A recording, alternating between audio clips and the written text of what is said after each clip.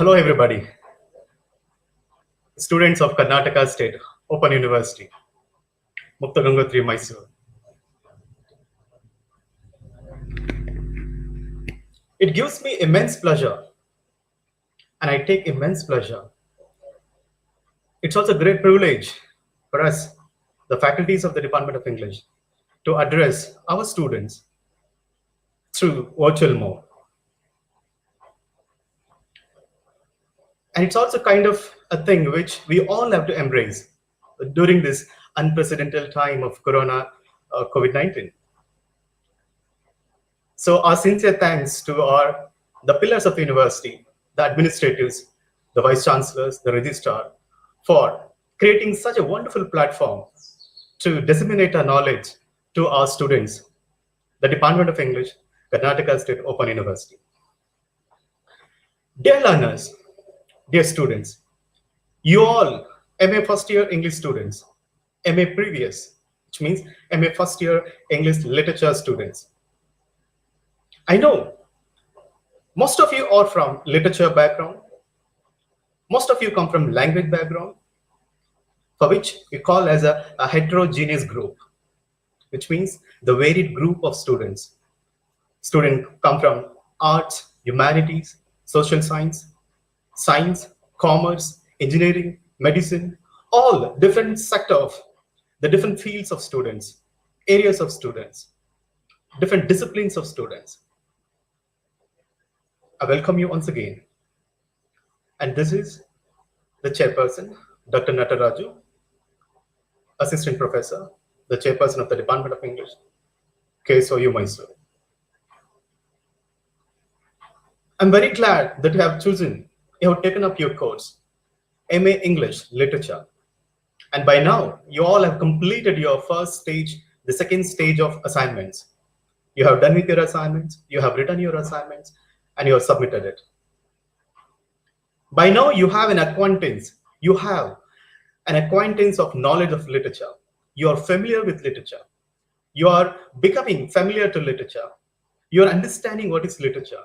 You are comprehending what is literature. Literature is a very, very uncanny picture, a very mysterious, a very, very uncanny, and a very, very, the kind of a thing which you can't even explore. You can't venture into understand literature. Because literature, every piece of paper, every piece of writing considered as a part of literature. But we can't even, neglect the fundamentals of genre, what we call in Kannada, Sahitya Prakaragalu. Which are they? The first important genre, which has been popularized from the genesis of literature. The root cause of literature itself starts from poetry. And we all know that how poetry has been popularized through Ocal. Poetry has been started. Other part of poetry like ballad, lyric, epic, and other forms of poetry have been popularized through these kind of oral narrations. The poetry is a root cause to all kind of literature. So I must introduce you by this juncture that we have a different kinds of genre which were prescribed for you to understand, to learn in your first year. What are the genre then? Which are they? The very popular genres like you have poetry, narrative poetry. By now you all have read Chaucer, the Canterbury Tales, which is considered as a narrative poem, which tells a story, isn't it? And you all have come across the many characters in Canterbury Tales, and who actually Francis Bacon is all about, and his writing styles, his unique writing style. You all understood that. By now, I said poetry, and we have another important genre, that is drama. We have an exclusive paper on drama, Shakespearean drama, where you understand the many unique tragedies and comedies of William Shakespeare. And we have novel form. Novel is also another genre. Fiction, literary criticism, sonnets, ballad, elegy. So this kind of a very popularized, very famous literary genre that you have been studying in your first year MA course. For example, the MA first year English course, you have 5 papers. The course 1, English literature from Chaucer to Bunyan, and the second one, that is William Shakespearean criticism. I mean, the second paper is Shakespeare. The third paper is Restoration and 18th century English literature. And the fourth paper, 19th century English literature. And the last one, you have Indian literature in English. In the first paper, today, I'm going to talk about the famous literary genre, literary form itself is essay. I'll talk about essay. And then further, we'll take up to the different forms of literary genre, the gradually over the periods of time within these 5 days of content program through online. See, in the first paper, you have Geoffrey Chaucer, the General Prologue. I teach the text in my further class.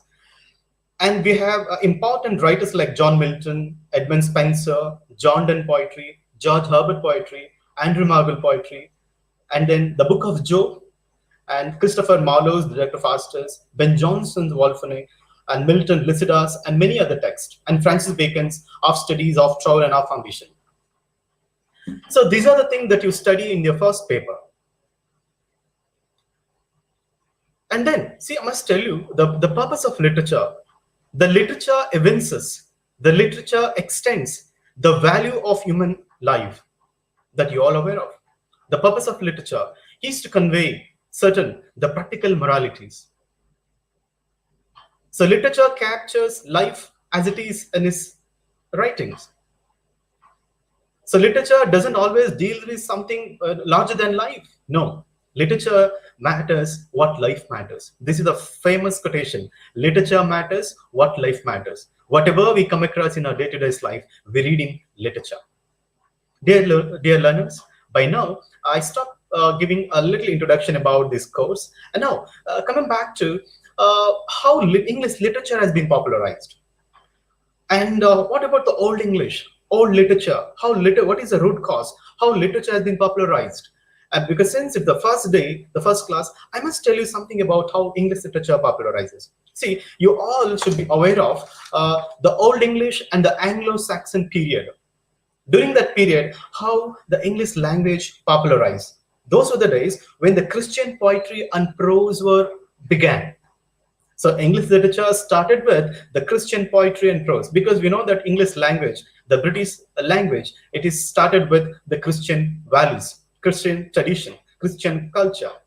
So British literature, the early English literature is started popularized by Christian poetry and prose.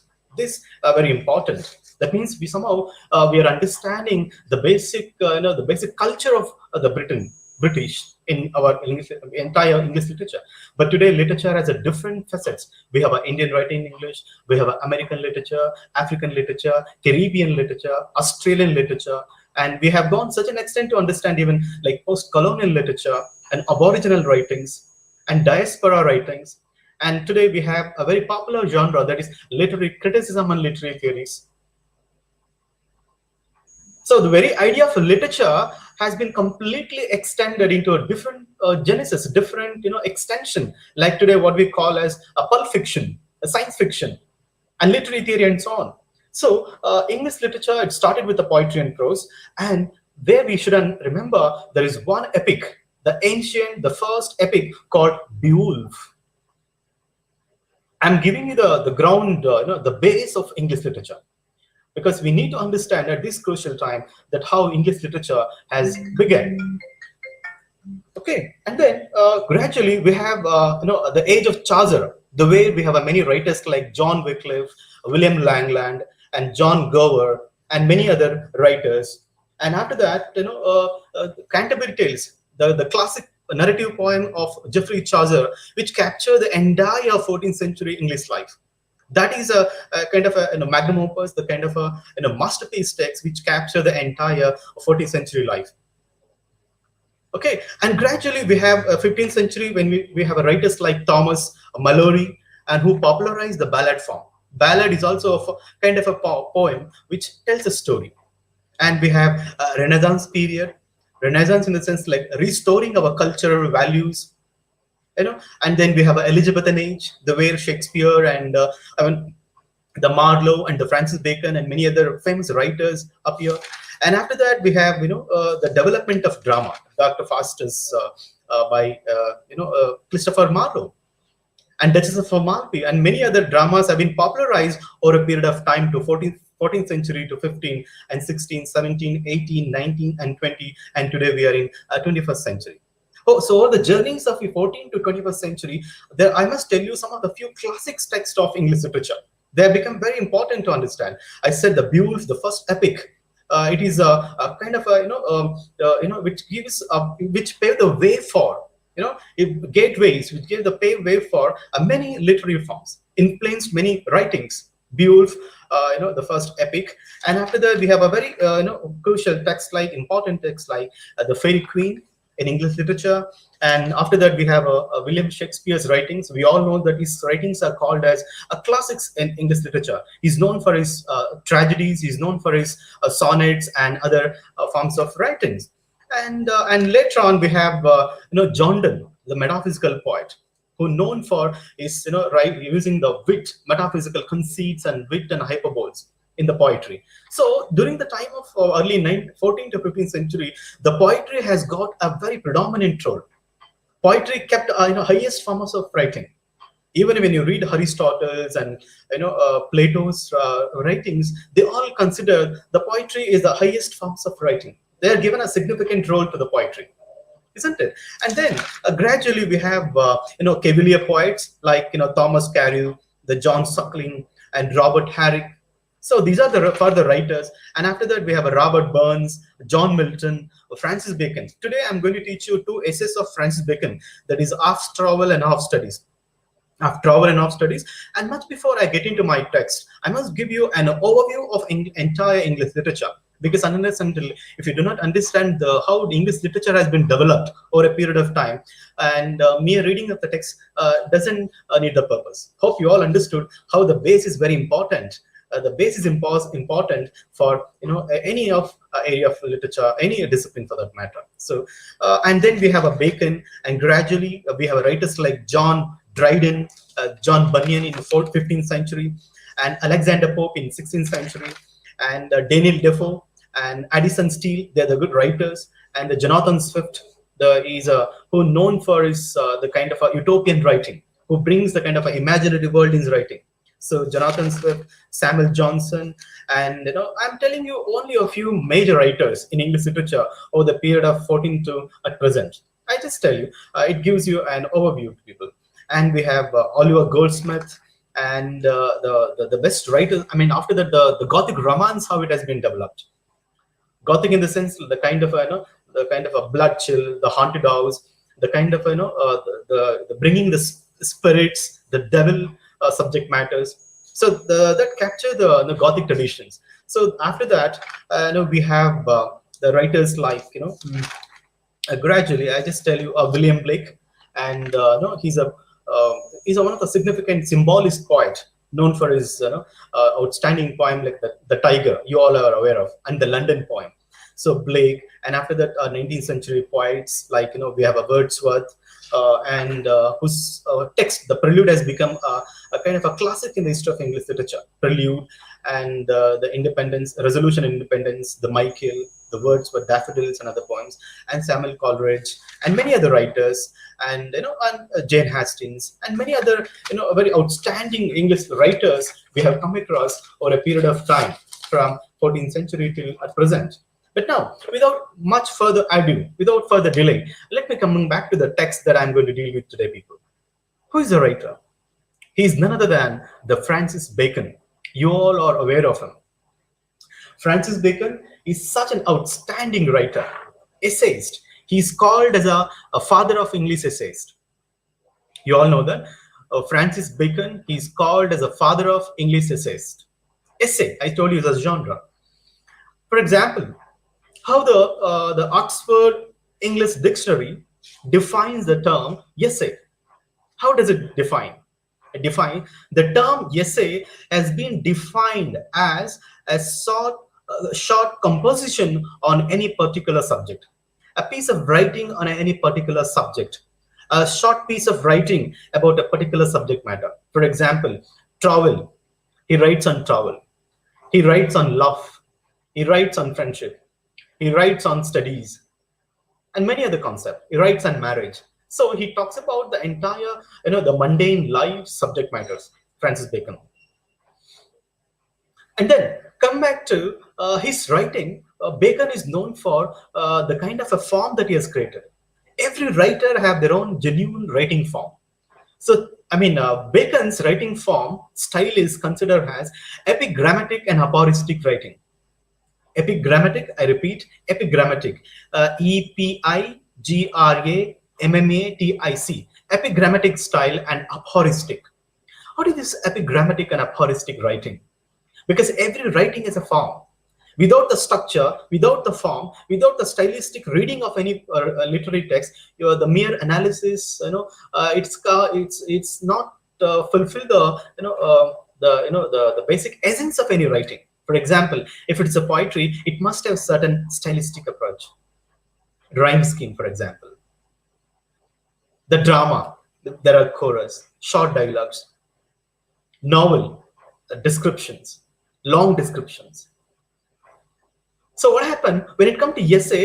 It gives a descriptions on a short piece of writing on any particular subject. You know that you're aware of essay writing. So Bacon is popularized that form, and he wrote many essays.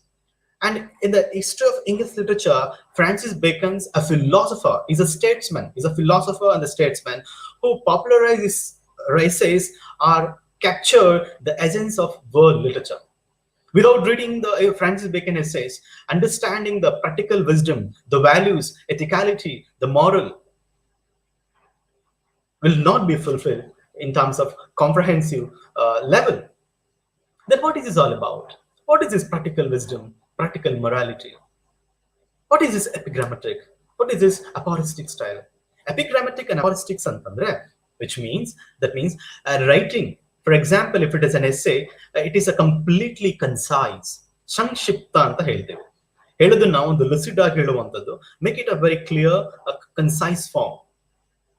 So epigrammatic and aphoristic style features are a concise, a clever, a memorable expression of a general truth or a principle, a tradition from generation to generation. So in a way, to tell it in a nutshell, to tell it in a one or two words, epigrammatic and aphoristic styles are like quotations, are like a proverbs. When you read the lines of Bacon's Of Travel, when you read the lines of Bacon's Of Studies, you feel that each and every lines are proverb. ಏನಪ್ಪಾ ಇದು, ಈ ಸಾಲುಗಳನ್ನ ಓದಿದ್ರೆ ಒಂದು ಗಾದೆಗಳನ್ನ ಹೋದಾಗತ್ತಲ್ಲ, ಒಂದು ಪ್ರವರ್ಬ್ಗಳನ್ನ ಹೋದಾಗತ್ತಲ್ಲ, ಎಷ್ಟು ಚೆನ್ನಾಗಿದೆ ಲೈನ್ಗಳು ಅಂತ. So most of us, we take the lines from the Bacon's essay and we put them on a wall and write it in a sheet and put them on the wall, because they reflect the true essence of life, the practical wisdom. So each and every lines of Bacon's essays are epigrammatic and aphoristic, because they're filled with the practical wisdom, practical morality, ethical issues. Prahasha, we will never come across that kind of a lines when you read the prose or a drama or in any piece of novel or a fiction. So that is a uniqueness of Bacon's writing. His writings are called as epigrammatic and aphoristic, which means they're the proverb. Each and every line that you read, they're almost like a proverb. ಒಂದೊಂದು ಸಾಲುಗಳು ಕೂಡ ಒಂದು ಗಾದೆಗಳಾಗಿ ಬರೆಯೋದು. Is it right? Impossible. Then you understand the writer's craftsmanship of understanding an issue and put it in a writing form. So further, now I'll take up his essay. The first, let me take up his very outstanding essay that is Of Travel. I'll teach you Of Travel, a very short essay, and after that I'll teach you Of Studies, his 2 essays. And in my noon class, I have also in the noon session, I'll take up some poetry. I'll take up Donne's poetry and John Keats' poetry. In the gradual, in the further days, I'll take up the great classics of English literature, like Geoffrey Chaucer, The Canterbury Tales, Alexander Pope, The Rape of the Lock, and many other outstanding texts of English literature. Now, coming back to Of Travel. Even before that, I must tell you a very important few lines that I have dropped here. Exam point of view, they're very, very useful. Francis Bacon was a famous statesman, a well-read person, very diplomat, statesman, essayist, and a philosopher. He was a philosopher. And Bacon is recognized as the father of the English essays. He published his first volume of essays in 1597. The first is he published his collection of essays for the first time in 1597. Much before Francis Bacon, the French writer called Montaigne. Montaigne and the French philosopher, the French writer, ಅವನು ಈ form ಅನ್ನು introduce ಮಾಡಿರ್ತಾನೆ French language ಅಲ್ಲಿ. So he is influenced by the French writer Montaigne, who Francis Bacon. So much before Francis Bacon, the French writer, the Montaigne, used this form of writing and popularized it. So Montaigne is the first one to popularize these forms of writing, and he popularized it. And further, Bacon, he used this form, and he influenced by him, and he even more popularized that form of writing. And then, among many of his essays, Bacon has written many poems, many essays. For out of many, the classics essays are like we have Of Travel, Of Studies, Of Counsel, and Of Negotiating, Of Friendship are very popular. Bacon's popular essays, as I told you, are Of Travel, Of Studies, Of Counsel, Of Negotiating, Of Friendship are very, very popular among other forms of essays. And I must tell you the distinct feature, the unique feature of Bacon's writing, the essence of his writing, the outcome of his writing. ಒಬ್ಬ ವ್ಯಕ್ತಿ ಬರೆದಾದ್ಮೇಲೆ ಅದ್ರಲ್ಲಿ ಬರುವಂತ ಒಂದು bench mark ಅಂತ ಏನ್ ಕರಿತೀವಿ, the distinction remarks ಅಂತ ಏನ್ ಕರಿತೀವಿ, ದ ರಿಸಲ್ಟ್ ಅಂತ ಏನ್ ಕರಿತೀವಿ, ದ ಔಟ್ಕಮ್ ಅಂತ ಏನ್ ಕರಿತೀವಿ. So what are the outcome? If he is a epigrammatic and if he is a aphoristic writing anta bandaga, what are the outcome? How will you classify his writings in a different form? So Bacon describes some of his essays as civil and some as moral. On the civil and moral, we make a distinction to entity. His civil essays concentrate on the political and administrative matters. Bacon baradantaha ee eradu pangadugalantivalla, the division, the different sect of essays, so called the civil essays, which concentrate only on political and administrative matters. Okay, and then while the moral essays are concerned with the private issues, whereas his moral essays, they stick to a particular a dogma, what we call as a tenacity. Tenacity ಅಂತಂದ್ರೆ ಒಂದು ವಿಷಯಕ್ಕೆ stick on to a particular dogma. ಒಂದು ಧರ್ಮ ಆಗಿರ್ಬೋದು, ಒಂದು ತತ್ವ ಆಗಿರ್ಬೋದು, you whatever that you come across which is a very validated, you stick to a particular dogma. So his moral essays, they stick to issues such as like love, marriage, problems of mundane life. ಅವನ moral essays ಗಳೆಲ್ಲ ಆ mundane life ಬಗ್ಗೆ ಮಾತಾಡಿದ್ರೆ, whereas the civil writings, they concentrate much more on administrative issues and as well as political issues. And you should be aware of all this. See, for example, if a writer publishes any piece of writing, the first thing that we understand, the nuances of his writing style. What is the form of a writing? What is the form? By looking at the form, you understand what kind of a genre it is, whether it's a poetry, prose, novel, fiction, drama, or essay. And after that, you will have to understand the benchmarks. You will have to understand the outcome of any literary text. The ratings are not supposed to be written for the sake of writing. Art for art's sake, another we have to against. When you read Oscar Wilde, the movement, the kind of movement called art for art's sake. Kale, it's not only just for entertainment. You read a particular poem or a novel and a drama, understand and you forget. No, there has to be certain thing that you have to inculcate. You need to be imbibe the spirits. You need to imbibe certain qualities. You need to inculcate certain ethical values from any piece of writing. So Bacon is outstanding in that. Bacon is a distinct in that. If you read one of his essay, you will inhale, you will understand, you'll get lots of a practical wisdom and wit oriented content in your writings. That is a writing craftsmanship of Bacon. And further, and if you come across, Bacon's essays reveal the acuteness of observations. ನೋಡಿ, ಬರವಣಿಗೆ ಮಾತುಗಾರಿಕೆ ಎಷ್ಟು ಮಟ್ಟಿಗೆ ಇರಬೇಕಂತಂದ್ರೆ ಬೇಕನ್ ಅನ್ನ essay ನೋಡಿದಾಗ ಮಾತ್ರ ಗೊತ್ತಾಗುತ್ತೆ. I advise you strongly, I advise you people, please you read the original text of Bacon's essays. ಎಷ್ಟು ಮಟ್ಟಿಗೆ ದ ಅಕ್ಯೂಟ್ನೆಸ್ ಅಂತ ಏನ್ ಹೇಳ್ತೀವಿ, ಅಥೆಂಟಿಕ್ ಅಂತ ಏನೇ ಕರಿತೀವಿ, ಅಕ್ಯುರೇಟಿವ್ ಅಂತ ಏನ್ ಕರಿತೀವಿ, ಪ್ರಿಸೈಸ್ ಅಂತ ಏನ್ ಕರಿತೀವಿ, ಪ್ರಿಸಿಷನ್ ಅಂತ ಏನ್ ಕರಿತೀವಿ, ಆ ಎಲ್ಲಾ ಗುಣಗಳು, the all features of Bacon's writings, they explore in his essays. For example, Bacon essays reveal the acuteness, observations, acumen of intellectual. This is a very important term.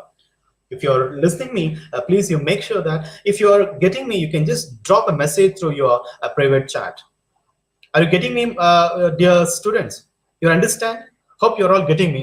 If you do so, you can just drop me a message through a public chat. What did I say? You can just text a word, the acumen of intellectuality. Bacon's essays, they're known for the acumen of intellectuality and the breadth of worldly sense. The breadth of the worldly sense. And even more that, will anyone just drop me a message through public chat? Are you people listening me? Yes, most of you are here. Wonderful, good. Yes, you're getting. There are many students. I'm very glad you're all listening. Are you able to follow me? Will you just drop me a message? Dear learners, are you able to follow me?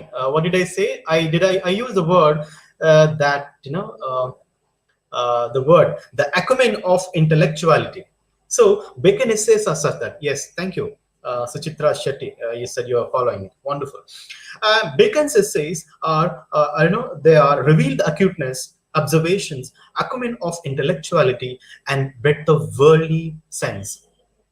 And the last word I'll tell you, and I just get into the analysis of the first essay, that is of travel. What is that? Bacon's essays are so full of wit and wisdom. ಈ ಪದಗಳನ್ನು ನೀವು ನೆನಪಿಟ್ಕೋಬೇಕು. ಸಾಹಿತ್ಯದಲ್ಲಿ, in literature, the concept wit and wisdom are very popularized term. Okay, and what happened? Bacon's essays are so full of wit and wisdom, they are more quoted than read. This is very important.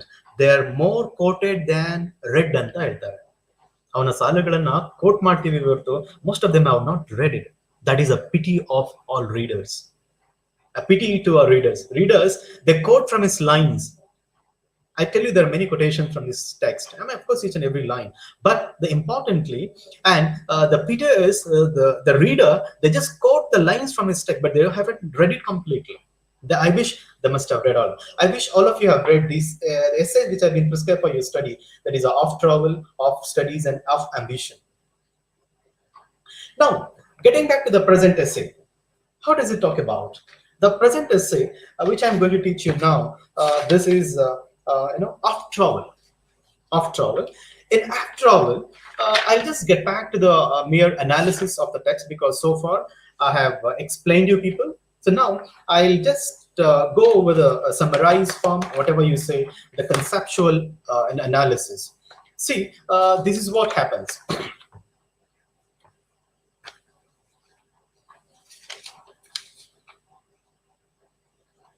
Yeah, Bacon begins his essay like this.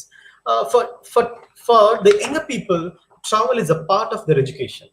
For example, if you undertake a journey when you are a young, it's a part of education. For the old people, it is an addition to their experience. But when you take a journey after, when you are older, it's a part of experience. So the travel in the younger short, it's a part of education. The travel in the elder short, it's a part of experience. It begins this essay. He says that the travel in the younger short is a part of education, and the travel in the elder short is a part of experience. And what does he say? Gradually, a man ought to know the language of the country. See, this essay is a very, very practical essay. We understand our day-to-day experience in this essay. How does he say that? A man ought to know the language of the country which he wishes to visit for the purpose of a travel. For example, if you go to an alien country, if you go to an abroad, And he says that you must have to know the language of that particular country. For example, if I just go to Germany, you know the language of German. You should know the German language. You should know the French language. You should know English language. This is how he begins. It begins that a travel in the younger short is a part of education. But as a student, if you undertake a journey during this education time, it's a part of education. And as an older, it's a part of experience. This is how he begins. And he says that as a traveler, he must know the language of the particular country where he visits. And you can make sure like in a point 1, 2, 3, 4, and like that. So it gives you a very comprehensive idea to remember. So acuteness of observation, acumen of intellectuality. Wonderful, Priyanka boss, you have been updating. That's nice. Good. Yes, that's an important word that you remember. The breadth of worldly sense and all these terms are very important when you read Bacon's essays. Very glad that you have been following it. And then the further, a young man should travel under the supervision of a tutor or of a worthy servant who knows the language of the country concerned. The point number three, he says that a young man, for example, the man who is around 25 to 20, a young man should travel under the supervision of a tutor. You're not supposed to go to any country to visit, to see the all historical places or whatever. Bacon says that you always take a tutor along with you who knows the language of that particular country, who knows the language of that particular country. And then he says that further, he says that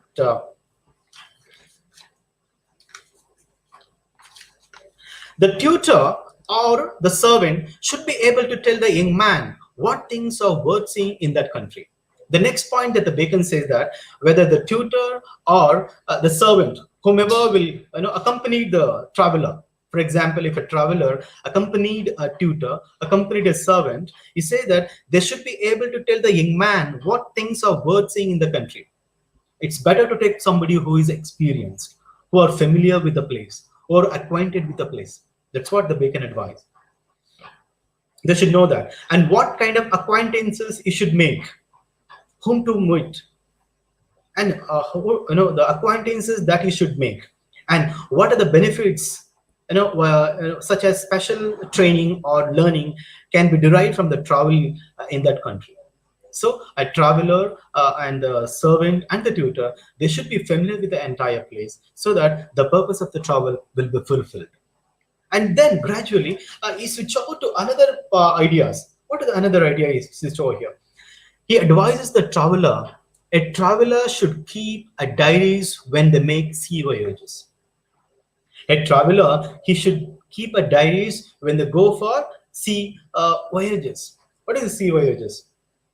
When you travel through a sea voyage, it's always better to carry a diaries, because one has to understand the ripples, the what do we call as the ups and downs, the ripples of the waves, the ripples, the sea voyage, the sea journey in the it is always paradoxically, or it is connotated with a man's life too, isn't it? The ups and downs and all that. So when you go for a sea voyage, he tells that you better to carry a diary, because you need to mention everything that happens in the sea. Could be the kind of the birds, or the waves, or whatever the thing that you come across are very, very interesting, on something to be uncanny or whatever, you need to record in your diary.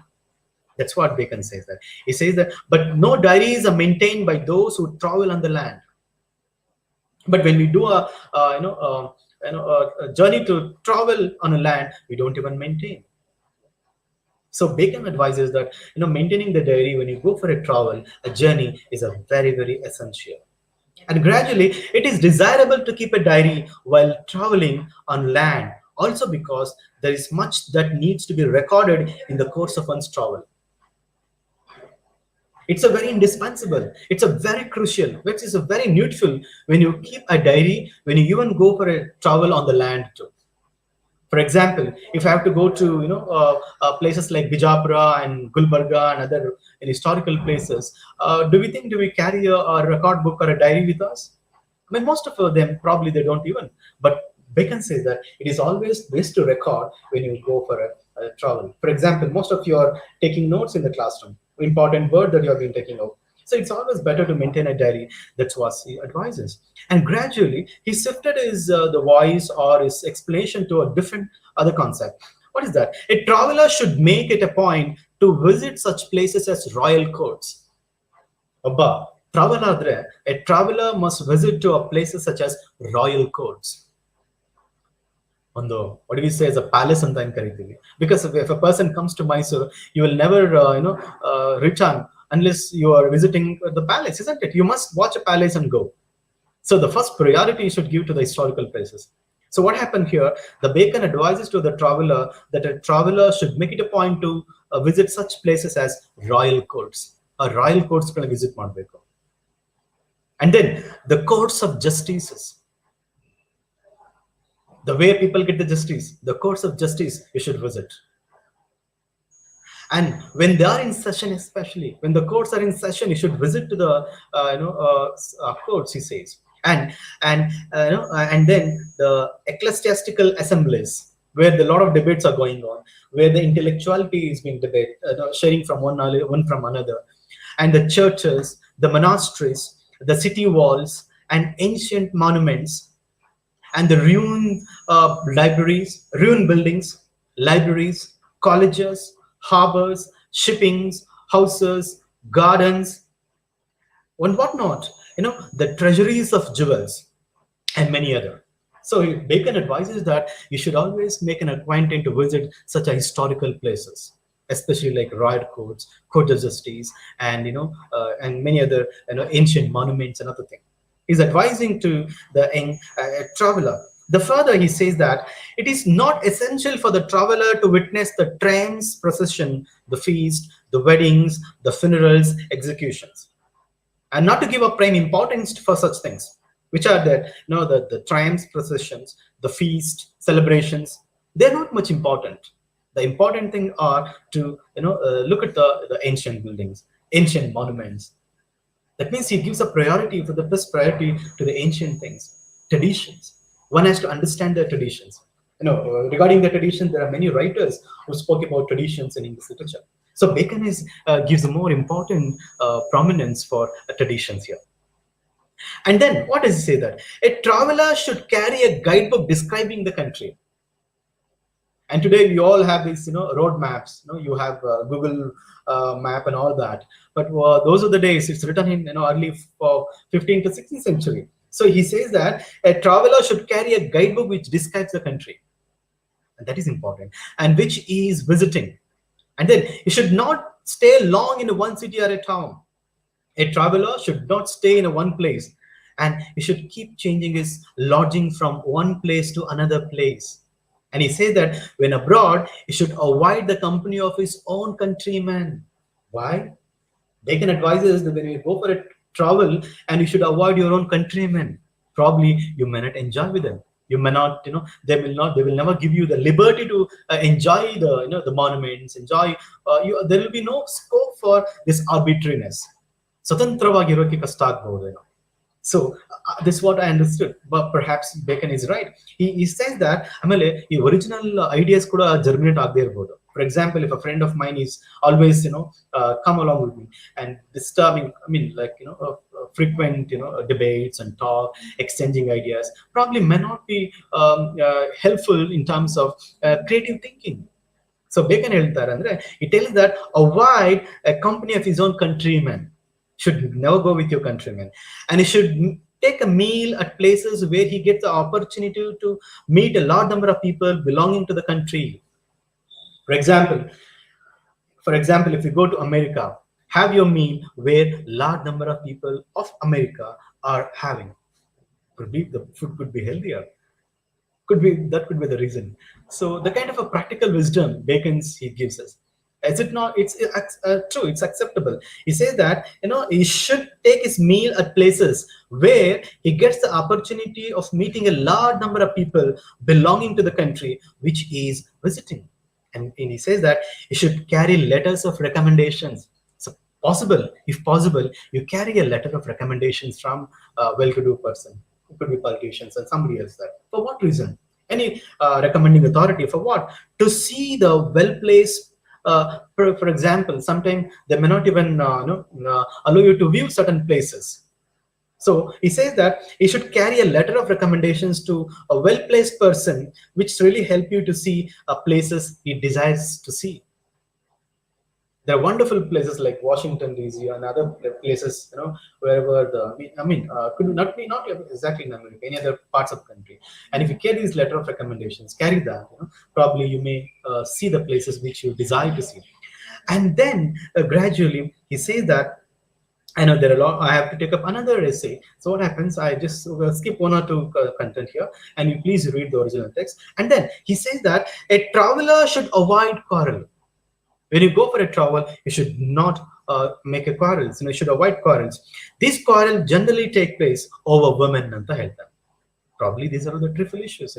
These quarrels generally take place over women, over over claims of precedence, and over unpleasant words that may have been exchanged.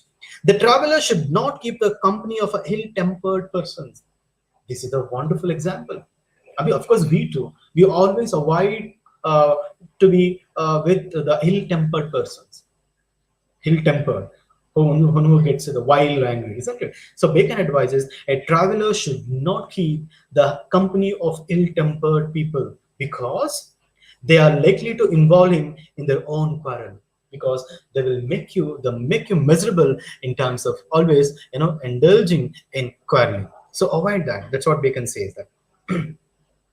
And then when a traveler returns home, after you comes to home, when a traveler returns home, he should not completely forget the countries that he visited. For example, I had been to abroad. Once I had come back to my native country, and you are not supposed to completely forget that country.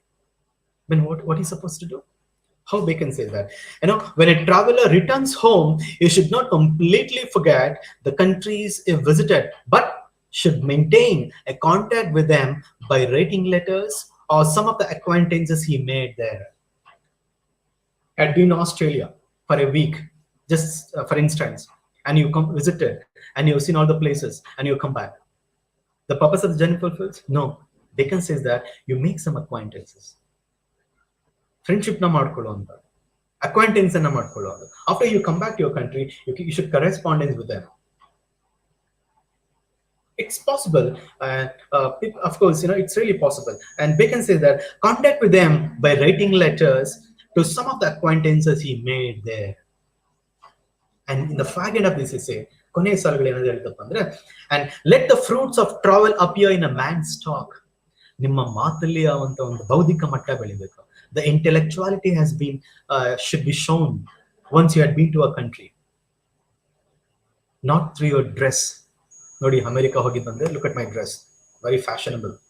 Had been to Australia, look at my dress. Not through your body language, not through your appearances.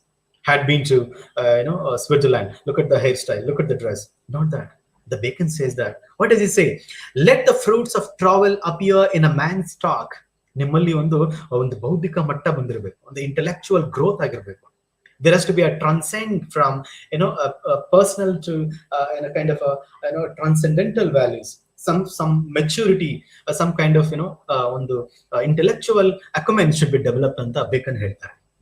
He says that let the fruits of travel in a man's talk rather than his claws. ಅದು ಬಟ್ಟೆಯಲ್ಲಿ ಕಾಣೋದಿಲ್ಲ. Shouldn't be in a claw or gestures or through mannerisms. Then how? In talking about this travel, a man should appear thoughtful rather than or prompt to tell his experience. ಅವನಲ್ಲಿ ಒಂದು thought provoking, ಒಂದು thoughtfulness ಬರ್ಬೇಕಂತ ಹೇಳ್ತಾನೆ, rather than his experience. I had been over there, I was enjoyed and this and all that. Instead of saying all kind of jargons and all kind of non-relevant things, you better make sure that there is a thought provoking, a thoughtfulness in your maturity. That's what the Bacon advises. Is it not such a practical wisdom or a wit or a practical morality? What do you say that which this essay evinces?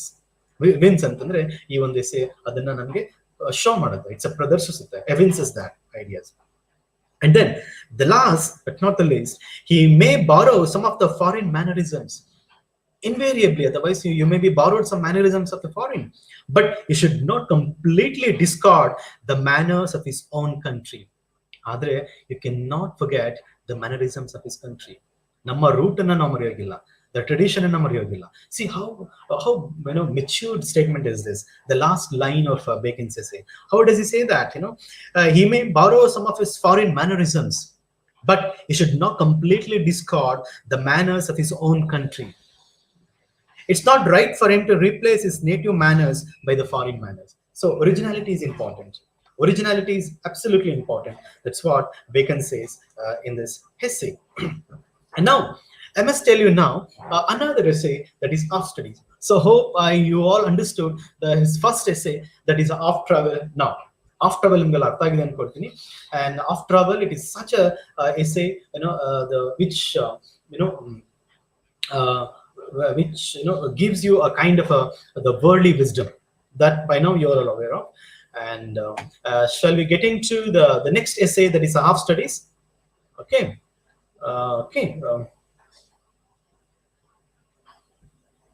Oh, thank you, Kavyashree Bhatt says that an excellent explanation.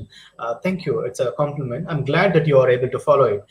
And okay, thank you, Saraswati, and some of you are saying. Shall we get into another essay? Yes. Let me, without much further ado, further delay, let me get into another essay, that is off studies. I wanted to take up these essays, Bacon's essays,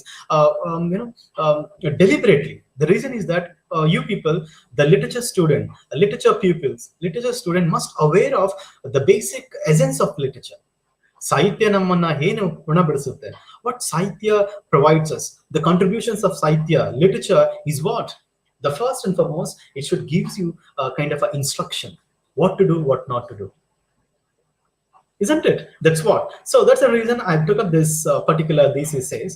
We certainly instruct you all to mold our personality. So molding our personalities are very, very important, and which literature does it, isn't it? Sahitya adana madake always stands on toes to do that. Thank you, Manjunatha Swami. And okay, that's fine. And then we have let me get into another very significant essay, that is today off studies. I'll get into another significant essay, that is off studies.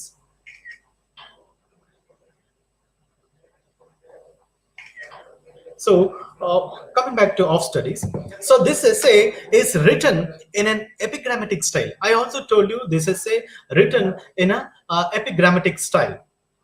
See, I think the essays are given, gone through the essays during assignments, so that's helping. Fine, wonderful, Suchitras. And okay, that's fine. Okay, and what happens now? Let me get into another essay, that is off studies. Off studies. This essay is also written in an epigrammatic style. I told you epigrammatic style, which itself is in a concise, precise form. Ultimately, that helps you for your intellectual acumen. And then it focuses on the importance of studies or learning in a man's life. Andre, how a study takes a vital, important, a pivotal role in a man's life. ಒಬ್ಬ ಮನುಷ್ಯನ ಜೀವನದಲ್ಲಿ study ಅನ್ನೋದೇನಿದೆ, the reading, the study, it plays a vital role in everyone's life. So that this essay that capture the entire essence. And then, see, I must tell you the very important lines from the text. See, he says that in this essay, the way the essay begins like this: studies serve for delight, for ornament, and for ability. I think you might have come across this kind of lines. They are almost like a quotations. So he says that studies serve for delight. Once you read a particular text or a drama or a novel, that gives you a delight, that gives you an ornament, that gives you a kind of a ability to think, that gives you a kind of a ability further. The first, you'll be delighted after you read, and you discuss your ideas, you assimilate your ideas with one another, and you got an ability. All the takshana yargo ability baralla, isn't it?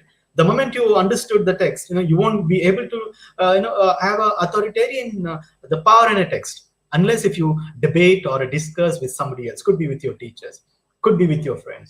So he says that studies serve for delight, for ornament, and for ability. This is what the Bacon says that. And then, okay, what is the fundamental aspects of ornament? Ornament andre, the ornamental values of a study lies in enabling a man's become a good talker. Ornament ideyalla, the ornamental values ಏನಿದೆ that gives you a kind of ability to become a orator, a good speaker. And then, and if a man's judgment is governed only by the rules he has learned from the book, it shows the eccentricity of a scholar. See, one can be a well-read, one can be a scholar, but what matters is like how you disseminate your knowledge to somebody. That is important. For example, I have read something, I wrote exam, what to rank, and after fine day you forget everything. That shouldn't be that. On the eccentric practice shouldn't be governed by the eccentricity in terms of reading. That's what Bacon says, that you need to disseminate your knowledge with somebody else. You should discuss with your ideas with somebody else. So then a study develop a man's natural ability to a perfection. Avag matra, on the study, it develops a man's natural ability to a perfection. Perfection antanda gutta. For example, once you read a text, after you discuss with your student and you come back after the classroom, how feel you are? You feel so light at heart. You get the kind of a perfection, isn't it? So whatever you read, you share with somebody else. Now you should ornament your values. That's what the Bacon says. And the gradually, and see, the Bacon's essays are masterpiece by brevity. A brevity anta ಏನು ಹೇಳಿದ್ವಿ, the kind of the kind of concise form, and the brevity and concise form. Some of the sentences read like a proverbs. Even the off studies ali, I'm not getting you. I mean, not going through the line today's line. I mean explanation, and we can tell you the important lines from the text. So, for example, here are a few examples of Bacon's epigrammatic and aphoristic style. Epigrammatic and aphoristic styles are like a proverb tara anta helde. So which are they in this particular prose, one particular essay? So the first one, studies of a delight for ornament and for ability. And the second one is say that crafty men, crafty antandre, cunning people. The crafty men condemn studies. They don't know the values of study. They simply condemn it, reject it. Simple men admire them. Those who are very simple, they admire studies. And the wise men use them. But the wise man, he always make use of the books. So there are three men: crafty men, simple men, and wise men. So if a crafty man condemns studies, simple men admire them, and wise men use them. So this is another epigrammatic styles of Bacon's writing. And the next one, there is another important lines from his essay, that is, some books are to be tested, other to be swallowed, and few to be chewed and digested. So how does he explain this term? The term is like, some books are to be tasted. See, we have this canon form. Canon antandre on the list of literary text. But ಇನ್ನೊಂದು ಕಡೆ classic ಅಂತ ಬರುತ್ತೆ. Classic ಅಂತಂದ್ರೆ out of canon we select few as the best classics. For example, we have Ramayana and Mahabharata, isn't it? And we have many other, for example, for Muslim we have the Quran, and for the Christian the Bible, for a Hindu it's a Ramayana and Mahabharata. So every religion have their own classics. There are n number of texts have been written, and only few part is a classics. So in the form of a canon and in the form of a classics, out of canon, the list of a literary text, a few consider as a classics. So ಇಲ್ಲಿ ಏನಾಗುತ್ತೆ ಅಂದ್ರೆ, and see, some books are to be tasted. ಬರ್ದಿರೋ ಎಲ್ಲಾ ಪುಸ್ತಕಗಳು ಕೂಡ they are not so fascinating. Some books are to be some books are to be tasted, other to be swallowed. Some books are to be okay, you can read and understand, and some few to be chewed and digested. But there are some books could be like classics, they can be chewed and digested. What does it mean? I read some definitions for this, to be chewed and digested. Some books, according to Bacon, must be read thoroughly. Why? Whole concept well understood, the views well assimilated and blended with the views of the reader, just as food is chewed, digested, properly gives nourishment to the human body in the same manner. A well understood book gives knowledge and nourishment to the humankind. See, this is very important. Please listen me carefully. It gives a book which can be chewed and digested. It gives your knowledge and nourishment to the human mind. ಈ human ಮೈಂಡ್ಗೆ ಆ ಒಂದು knowledge ಮತ್ತೆ nourishment ಅನ್ನ ಕೊಡಬೇಕು. Chewed and digested. So some books are like that. So that's how all the classics, there are only all the canon, but there are only few considered as the classics. So, and this is the line. After that, there is another important line: reading maketh a full man, conference a ready man, and the writing an exact man. Reading maketh a full man. If you read, you'll be a full man. Conference a ready man. You read, discuss, understood, and you study straight forth. You study now, and you are a ready man because you're ready to debate. You understood. You assimilate your ideas. You conceptually clarified your doubts and everything. So, conference a ready man, and writing an exact man. Once you understood, you become an exact man. So, reading and reading, conference, and writing. Odo conference to discuss, assimilate your ideas, debate your ideas, and understand, and then put it in a black and white. And writing an exact man. So when you read, you will be a full man. When you discuss, you'll be a. When you read, you'll be a full man. When you discuss, you'll be a ready man. And when you write your ideas, then you'll be a exact man. And this is how Bacon's writing has carries certain the ethical values of human life. And in the last, I must tell you, so we could say without any exaggeration, without making any kind of exaggeration, and I must tell you that, and we can say that that is one of the most finest essay in English prose, like of studies and of travels. It gives us a number of sound maxims of a number of sentences that we can use as a quotation. This Bacon's essays gives us minimum number of quotations and which can we bring into different occasions. So some of the sentences indeed, cling to our memory. They're registered in our memory, isn't it? For example, today, what you have to go and read this essay, and you certainly understand, you enjoy the writing styles of Bacon, and cling to a memory without any mental effort on our part to memorize them. You don't have to struggle to memorize them. They lie in your tip of your tongue. And then this is one reason why it is one of the best known essays from the pen of Bacon. So for this, Bacon's, among all his essays, this particular essay, it is considered as the essay, which is considered as a classics. So dear students, so far, whatever I have taught you within this almost 57 minutes, I stopped my session now because another session is going to be started. The next faculty will handle the text. And now, so far I have dealt in this session that I just gave an overview on English literature, how English literature has been popularized, how English literature has been, over the period of time from the 14th century to today, 21st century, how it has been, its growth and development we understood certain extent, because without giving you a little historical background, it is always not justice to just get into the literary text. So after that, I took up the important genre that is essay and essays. And Francis Bacon is the father of English essays, right? I told you. And among three, I have taken two essays. I give you the justice. And of studies, I did not get into much explanation. It's a very simple essay, and you read that.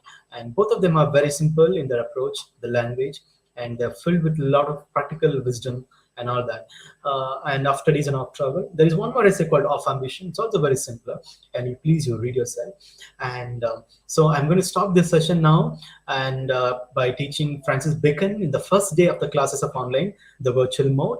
I certainly feel that all of you did, certainly you enjoyed it. Thank you for your wonderful compliments that you have been putting over comments. I certainly, it's a great compliment from our students who certainly enjoy the classes.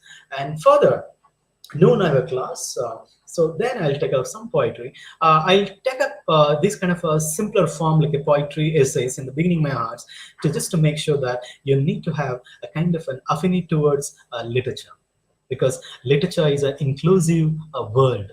It's like a mother earth Sahitya, poetry, essay, novel, drama, prose, criticism.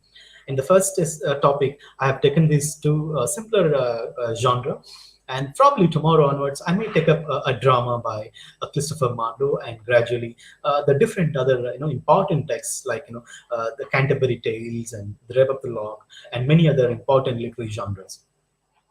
And okay, thank you very much. And I just disconnect now, and you will have a next session. And I hope any doubts that you have, you can always talk to me during our official time between 10:30 to 5:30, and I'm there. Of course, you have been interacting with me over phone. I've been giving you all requisite informations, and we have been interacting. And I wish you good luck. I'll meet you in the noon session. I think noon is my first hour, and there's a timetable. I'm Dr. Natraj, the chairperson of the department. I'll meet you again in my next session. I wish you good luck, and thank you, people. Yes, good luck to you.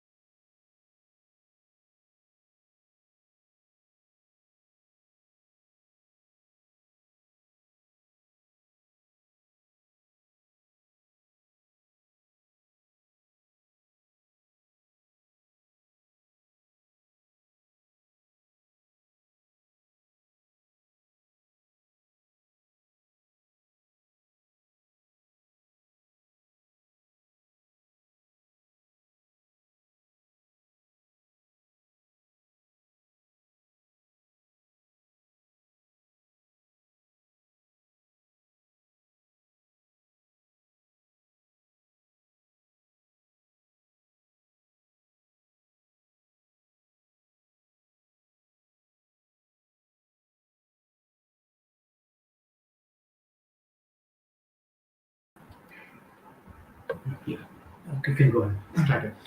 Good morning, dear students.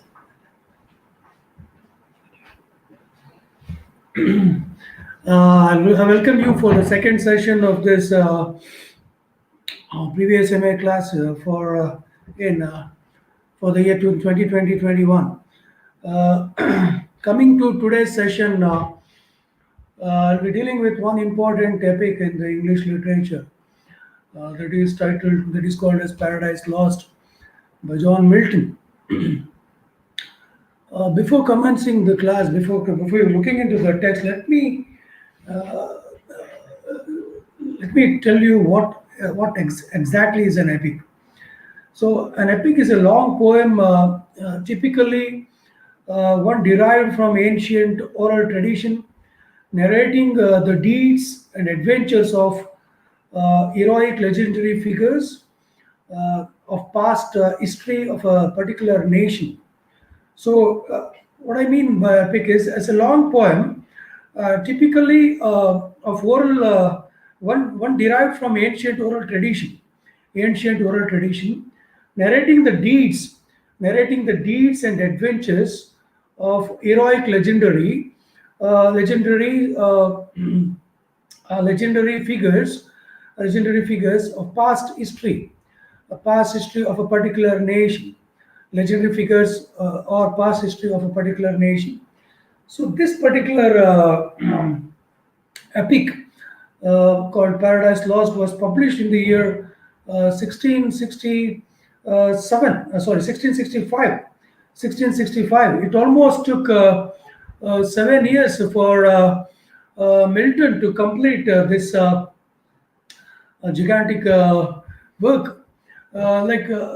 He started to write this epic in the year 1658, and completed by the year 16.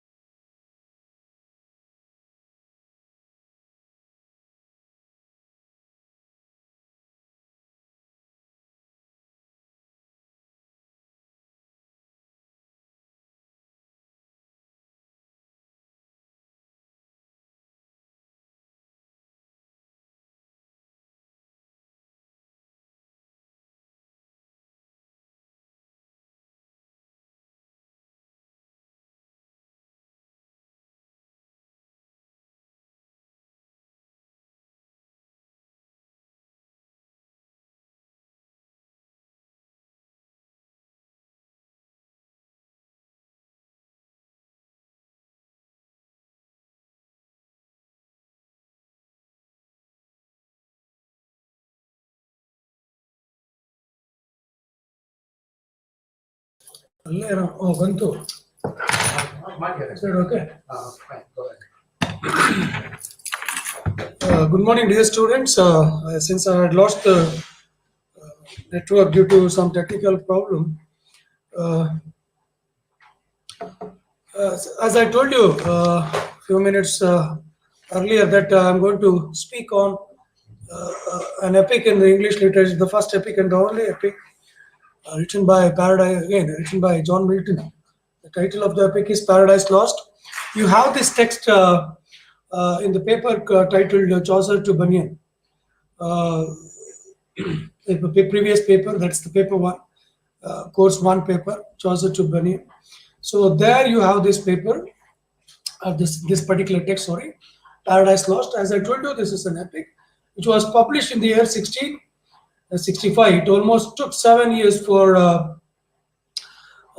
John Milton to write and publish this uh, epic, and it is the only epic in the English literature. And as I told you, he deals with Christianity here in this particular text, and moreover, it was written at the time when the industrial revolution was at its peak, and people had forgotten, or people had almost started. They had almost started to neglect religion, and they were almost moving far away from religion.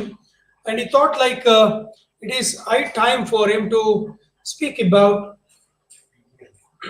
speak about speak about religion and religious issues. uh, as I told you, when it comes to the standard, the quality of literature, John Milton is considered as, again, he stands almost equivalent to Shakespeare, head and shoulder to Shakespeare, almost equivalent to Shakespeare. And he was considered as the first Puritan writer. The period of writing this Paradise Lost is very, very important because there was political turmoil. The political situation in England was not that good. There was a fight between the administrative class and the religious class, and it was a restoration period time. It was the restoration period, as in during the 1660s, considered as the restoration period where Charles II came to power, and he tried to uh, push the religious people away from the royal family, royal dynasty, or the royal connection. So, as I told you, Paradise Lost is the first epic, and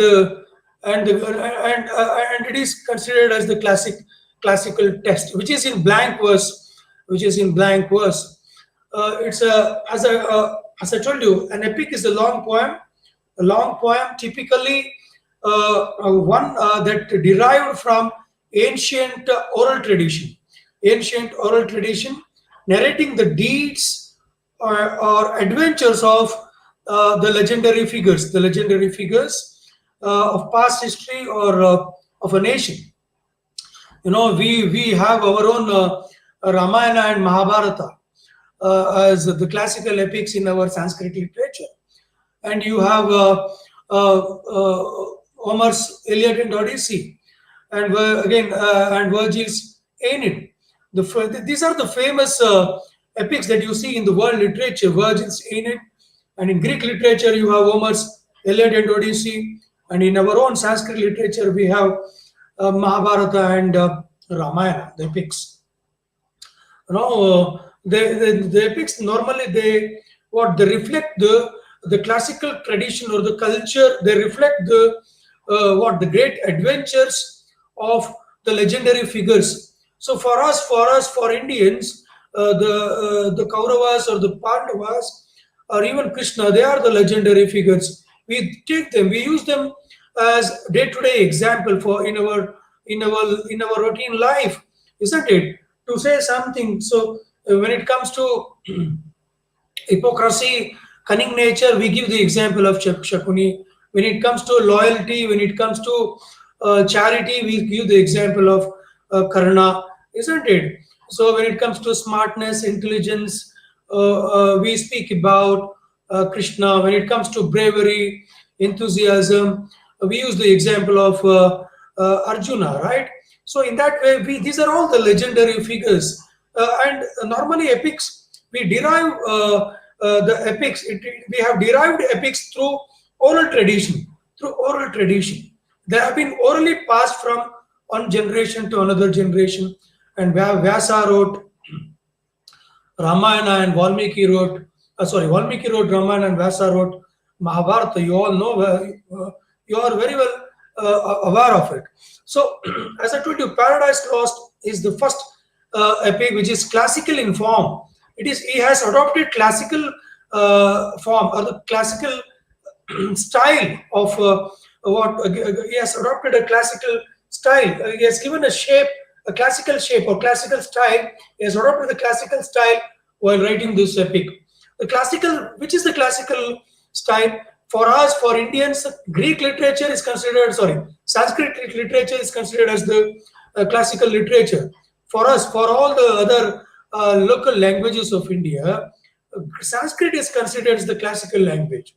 Isn't it? It's the mother of all languages when it comes to India. When it comes to world literature, Greek literature is considered as the classical literature. Even the greatest English literarians, they take Greek literature as the standing example uh, to create a great piece of work.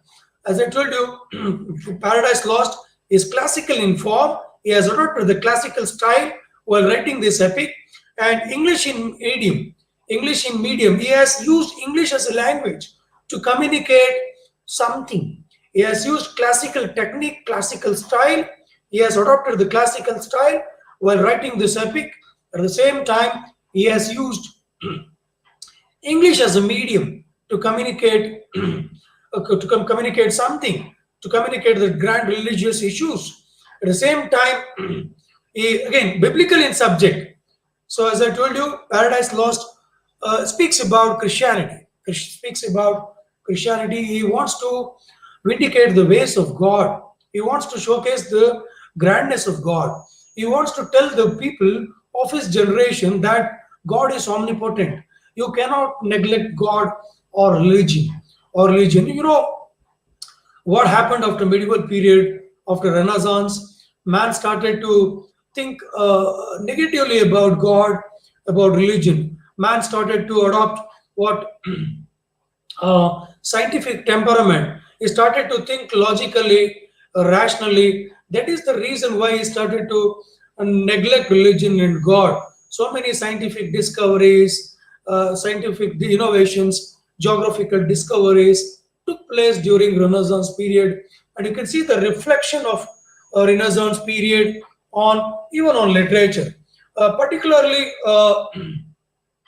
Particularly 16, 17, 15, 15, 16, 17th century literature. And that is the reason why people developed a kind of scientific temperament. Once they acquired knowledge, information about so many issues, they started to question the presence of God. That is the reason why Milton felt that there is an immediate necessity of speaking about religion, speaking about God. That is the reason why Bible becomes the subject matter in Paradise Lost.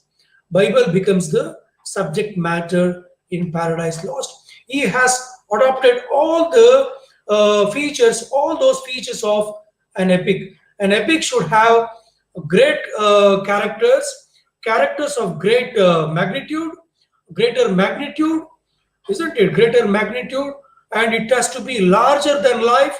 The characters, they have to be larger than life. They are like not chota mota characters like us. They are the people who are larger than life. Krishna larger than life. He speaks about he speaks philosophically. He speaks philosophy about life, isn't it?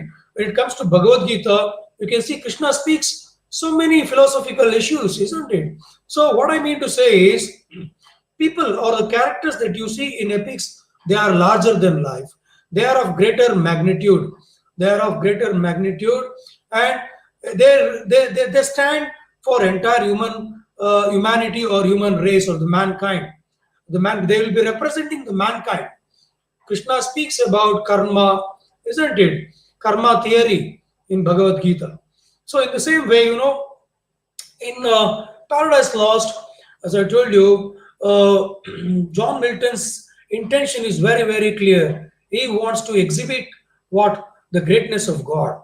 He wants to display or unleash the greatness of God to man. He wants to say that he wants to say through this book that God is omnipotent, He is almighty. You cannot question Him, you cannot challenge Him. This is what happens if you challenge uh, uh, God, the Almighty, or the omnipotent called God. Means at the same time, who is the important character in this text? So the important character, the Paradise Lost is in 12 volumes. It's in 12 volumes. Fortunately, we have prescribed only volume one, that is book one for you, book one for you, and there. In book one of Paradise Lost, Milton deals with the clash that takes place between Satan, and Satan is also called as Lucifer, the archangel Satan, or the Lucifer, who wages war with the God. What happens when the war or the clash takes place between Satan and his followers, the other angels? Satan tries to dethrone God. Satan falls victim to one of the primary sin out of the seven deadly sins. There are seven deadly sins, and out of those seven deadly sins, pride is considered as the most deadliest sin, and he becomes the victim of that seven deadliest sins. And due to that excessive pride, Satan tries to dethrone God. He tries to dethrone God. He tries to conquer the position of God. And what happens? God uh, uh, defeats the Satan and his followers, the other angels, in that battle, in that fight, and he throws them, he hurls, Hurls, hurls them from heaven, and directly from heaven they fall into hell. Man is caught between heaven and hell. So man lost place in paradise because of the character called Satan. That is what Bible says. According to Bible, the theological aspect, the theology, study of religions is called as theology, theology, the theology. According to Christianity, if you read Bible, you'll come to know how man lost his position in paradise. Man was equivalent. He had all the chance to stay with God in paradise. So how did it all happen? How our first ancestors, that is Adam and Eve, uh, committed that primary sin, primary mistake. The entire paradise lost is nothing. It's nothing about. It's nothing more than the first disobedience of man. The first disobedience of man. What kind of mischief? What kind of mistake that man, our first ancestors, that is Adam and Eve, committed. So the entire book, Paradise Lost, speaks about that. So what is the primary mistake that our first ancestors committed, and how man lost position in Paradise Lost? Who is responsible for it? So it is Satan who is responsible for it. So you should keep three to four important things in mind. Paradise Lost is about vindicating, vindicating, vindicating the ways of God to man. At the same time, Paradise Lost is about the first mistake that man committed, and how he lost the position in paradise. Okay, how he lost the position in paradise. So what is that first mistake? Hitting that forbidden, again, apple from that forbidden tree in the Garden of Eden, in the Garden of Eden. So, that was the intention. Critics say that while writing Paradise Lost, Milton was with the Devil's Party. He was with Devil's Party. Particularly, it is William Blake. William Blake, the 20th a famous poet from 20th century literature. Not 20th century, sorry, 19th century Victorian poet. Again, he is the last romantic poet, one who wrote the poem called the Tiger, and also the Lamb, isn't it? The book's titled as Experience of Innocence.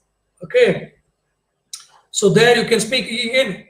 William Blake is considered as the last romantic poet, and that William Blake criticizes John Milton for taking the side of side of Satan. It was not intentionally that Milton makes Satan the hero in first four volumes. Only in first four volumes we see Milton giving Satan kind of heroic stature.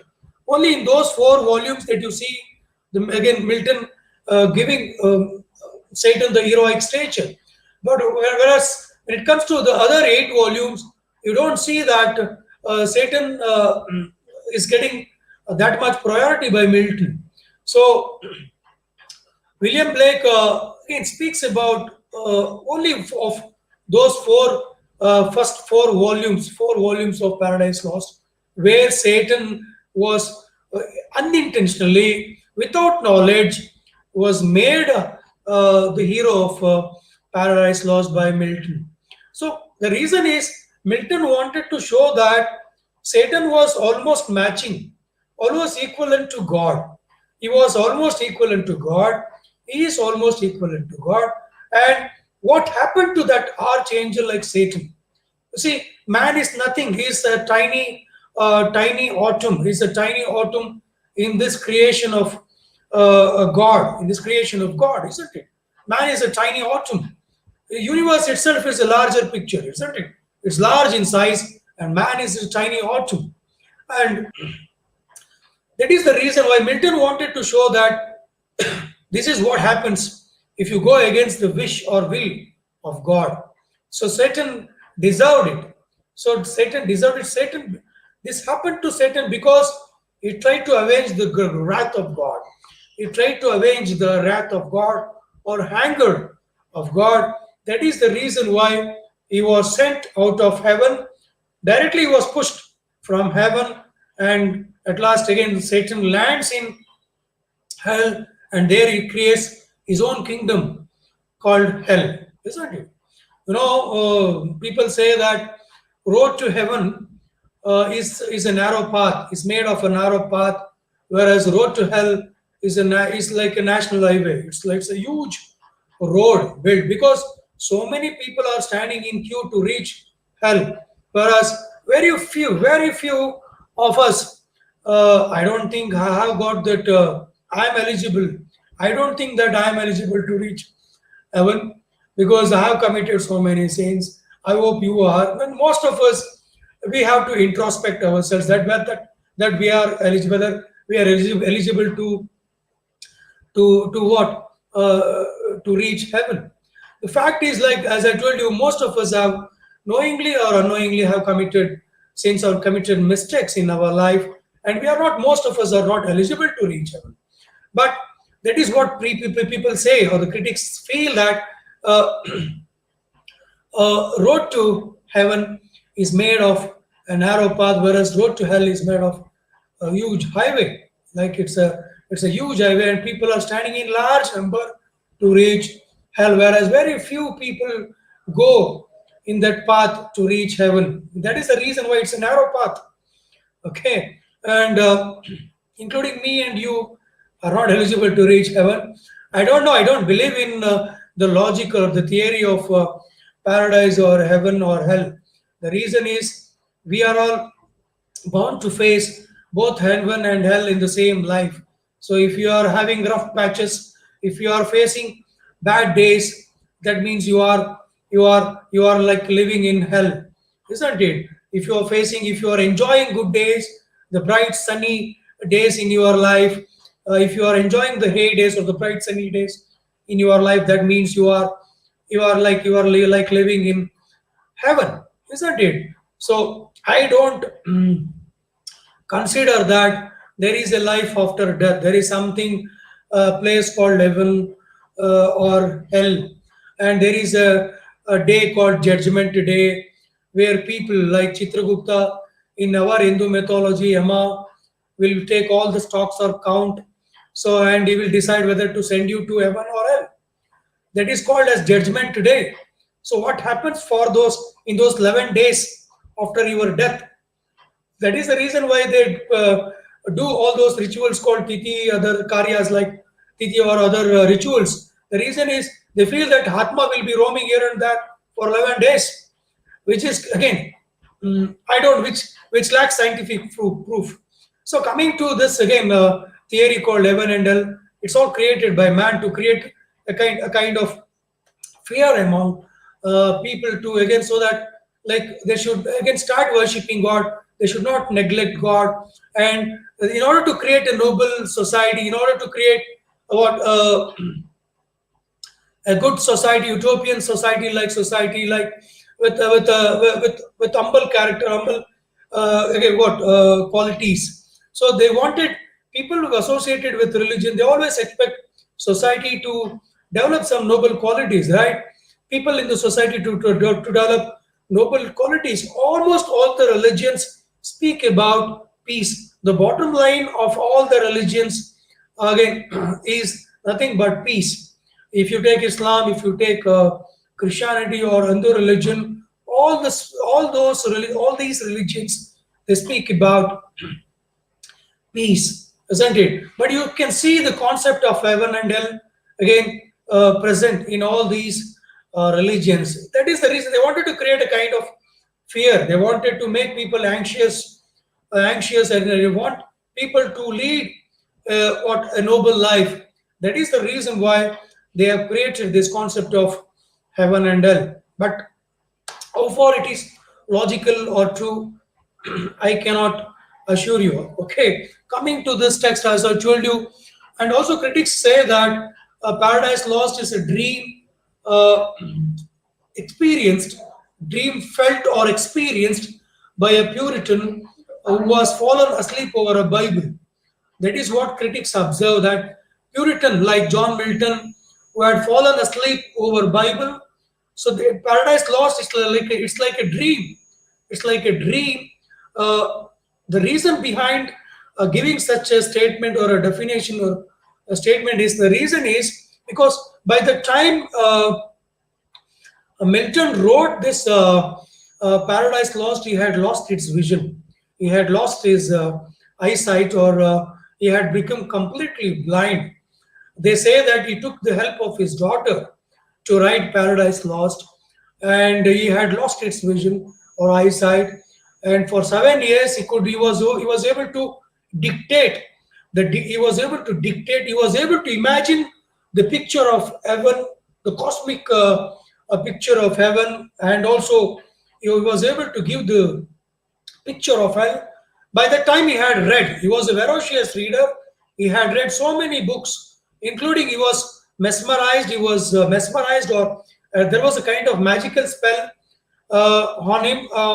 Particularly, these two epics of Homer, that is Iliad and Odyssey, these two great epics of Greek literature had a kind of magical spell,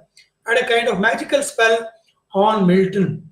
Milton again felt like he has to meditate a lot to write an epic.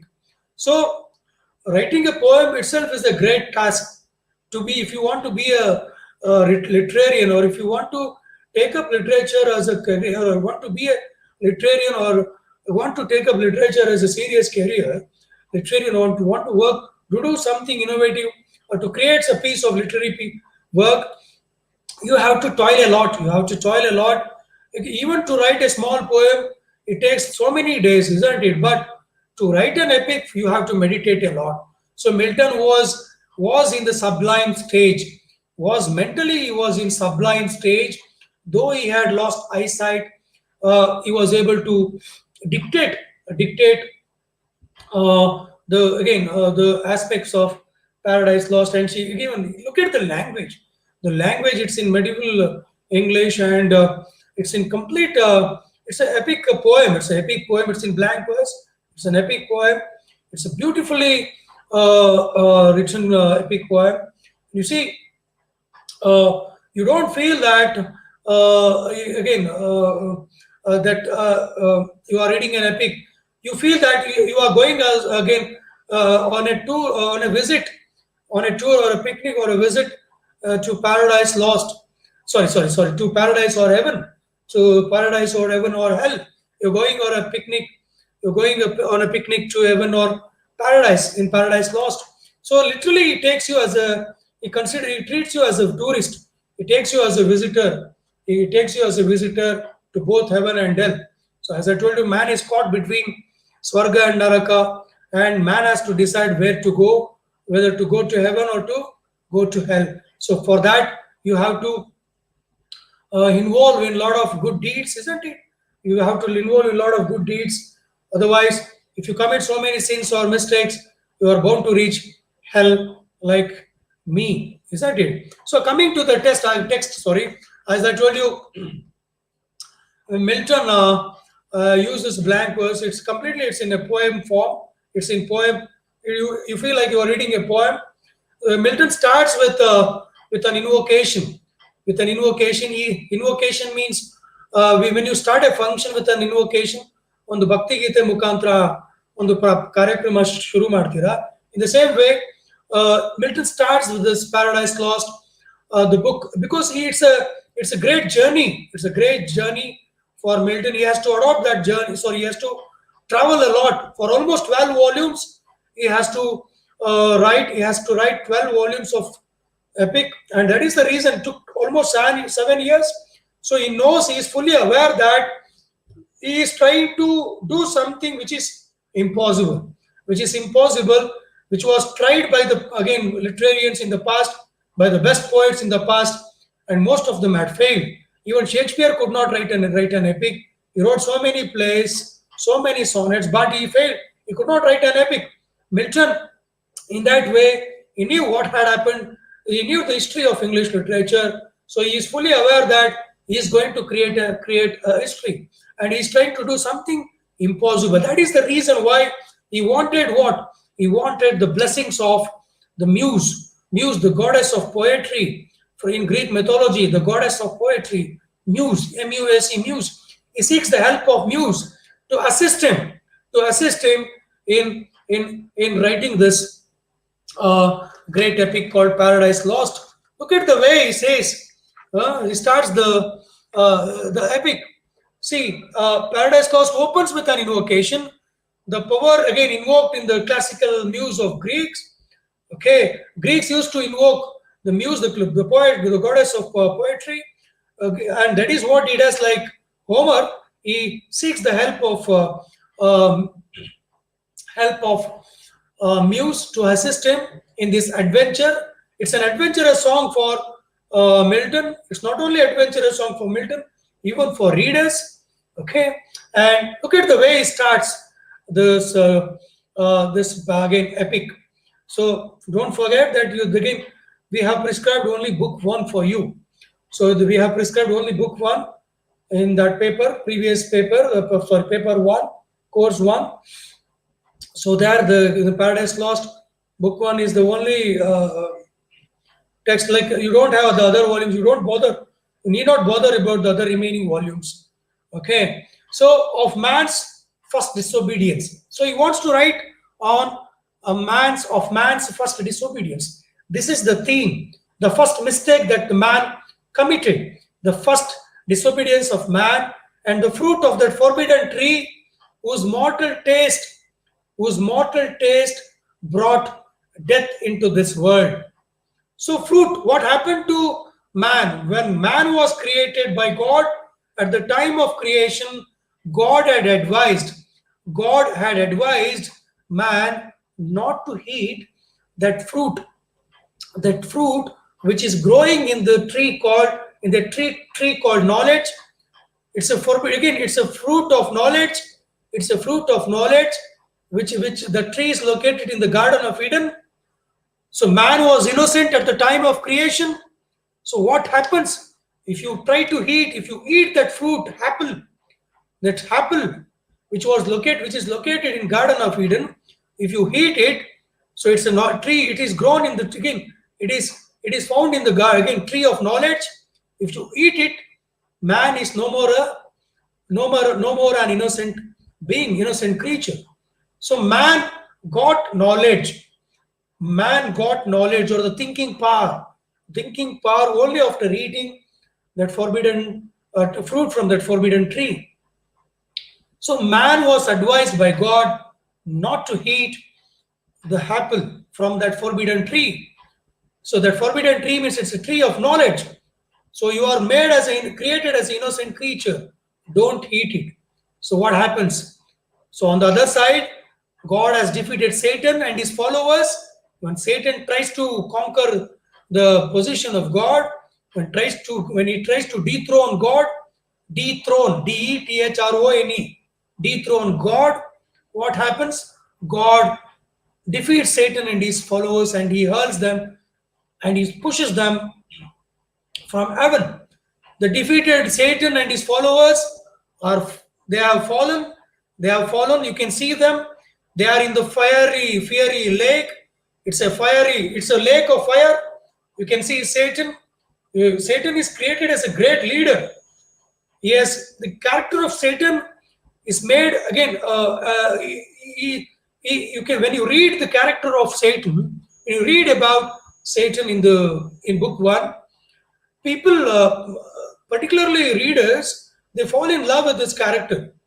They fall in love with this character because to match God, Milton gives Satan that that kind of stature, that kind of magnitude, a kind of larger figure-like character.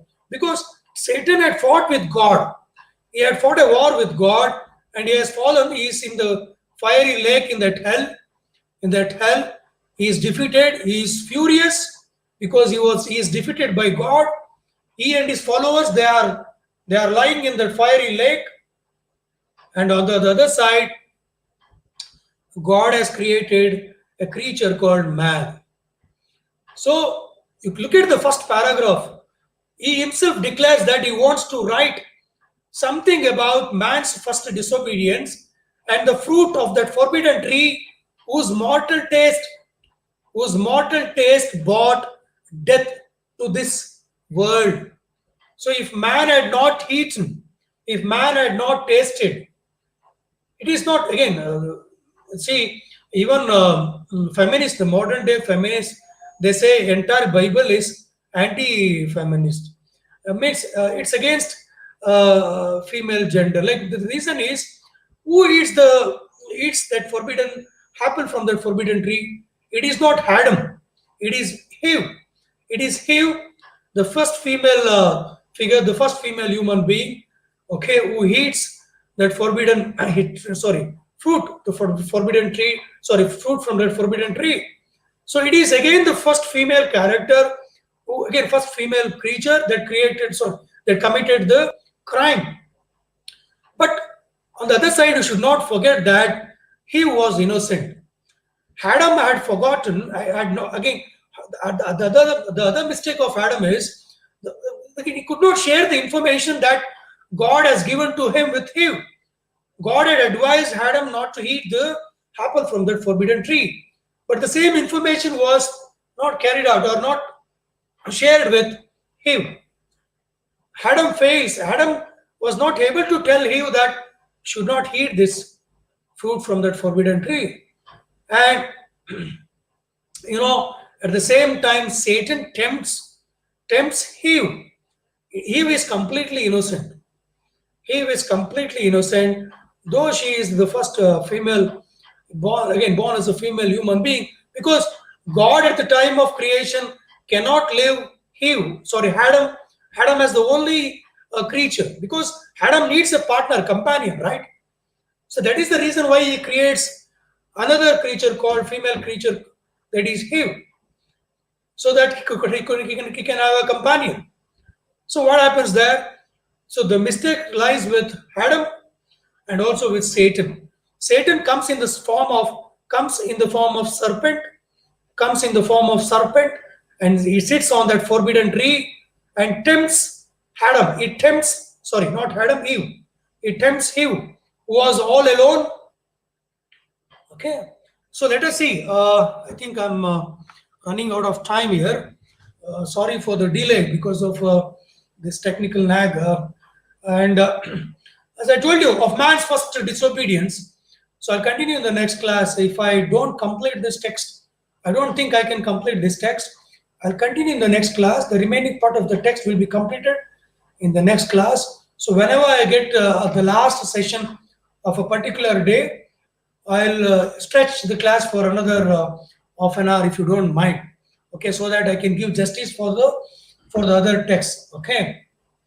So of man's first disobedience and the fruit of the forbidden tree, whose mortal taste, if man had not eaten that forbidden fruit, it would have become immortal, right?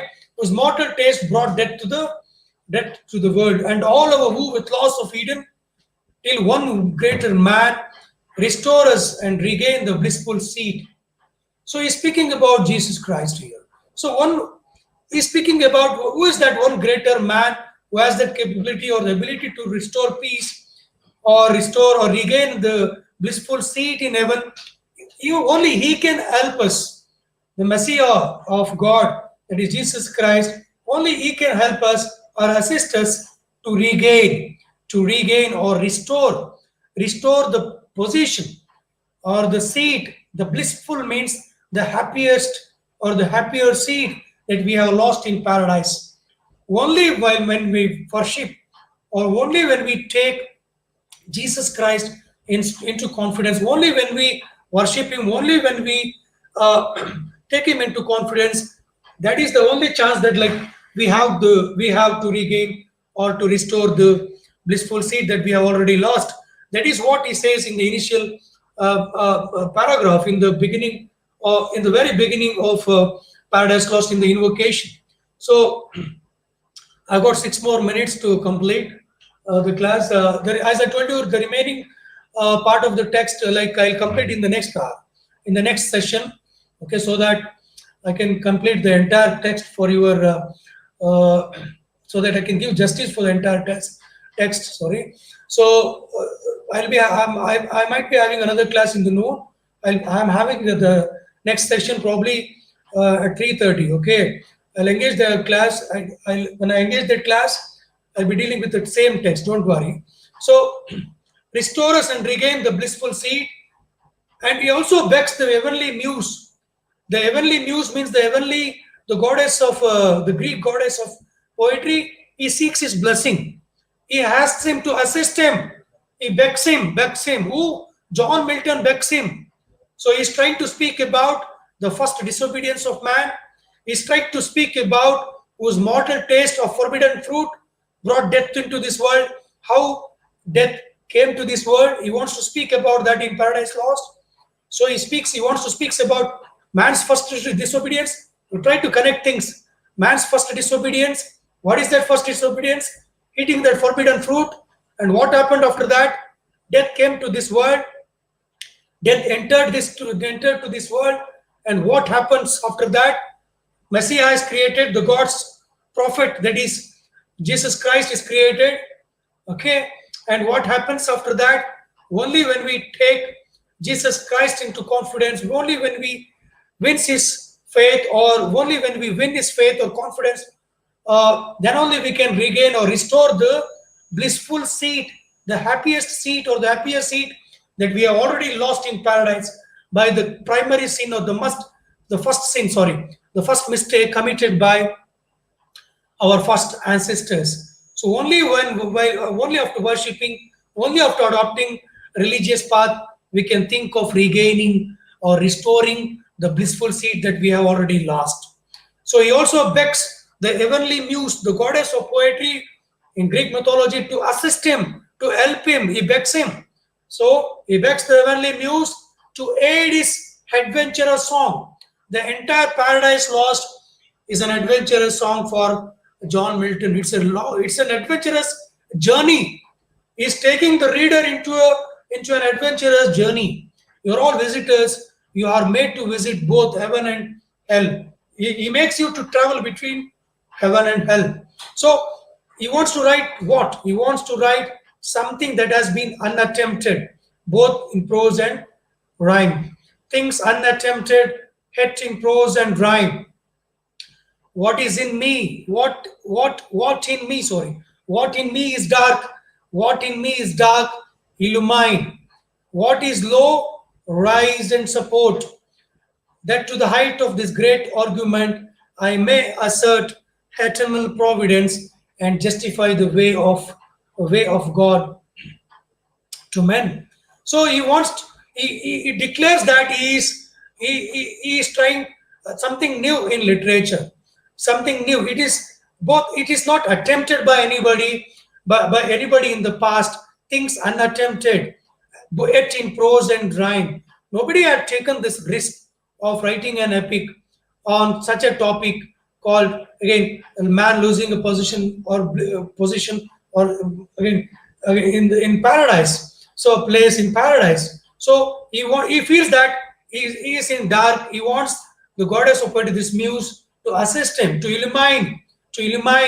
ignite, illumine. So at the same time, so he feels that he has, like, whenever he feels whenever he feels low or loses enthusiasm or energy, he wants the goddess of poetry to assist him, to help him in proving, in justifying the way of God to men. So I'll complete the remaining part of the text in the next hour. I'll stop it there.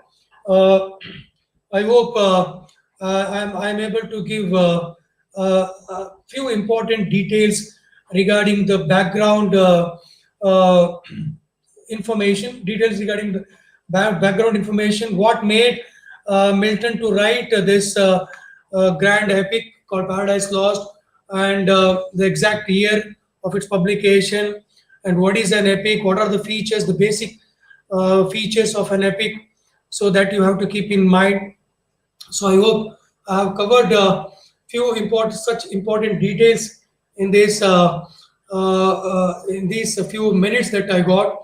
Uh, I'll continue with that same text in the noon session. Thank you, one and all. Meet you in the noon. Thank you, one and all. Please, please.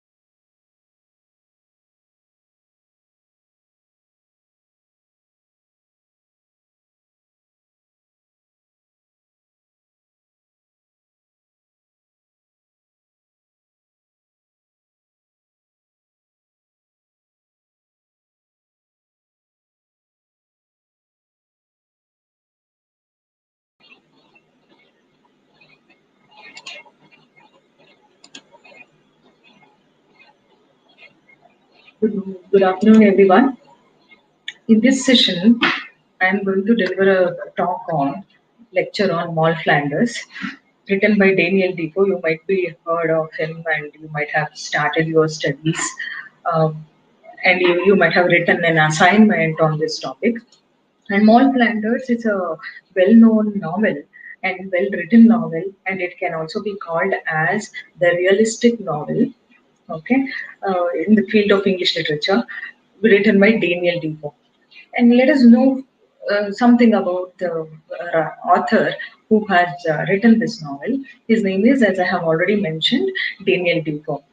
And regarding his earlier life, before we start knowing the novel, we should know something about the author.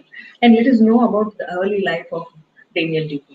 One of three children, Daniel Defoe was born to James Foe, a butcher, and his wife Alice in the parish of St. Giles, Crippleton, London, and the two in the year 1660. It seems that Defoe's name went through various spellings because earlier the first name was like a Daniel Foe, and later he has added prefixes to his own name, Defoe. Then he was in the beginning, since the beginning, he was very, as I have already told you, he was born to a middle class family or middle class parents. So, although his mother was apparently higher born, still he had some middle class identity. And despite this, Defoe lived his early years in poverty and hardships because of the political and religious views, okay, of that age. And as I have already mentioned that this particular novel is also considered as a realistic novel, and it is also uh, became the one of the classics in the field of English literature. Despite this, Defoe lived his early years in hardships and poverty. He knows and he had undergone all kinds of difficulties in his life.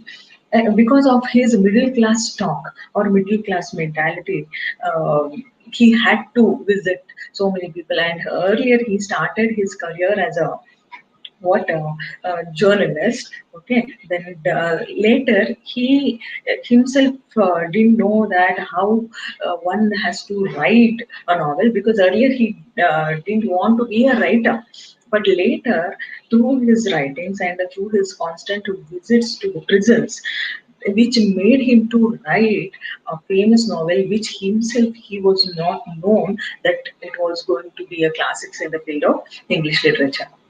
Despite this, he lived for about 5 6 years. When he was 5 6 years old, two appalling events occurred in his life which deeply affected him: the plague and the Great Fire of London. Because in order to understand some novel or some fiction or a literary work, we should know the background of the what we can say, the history or the society where the writer lived in.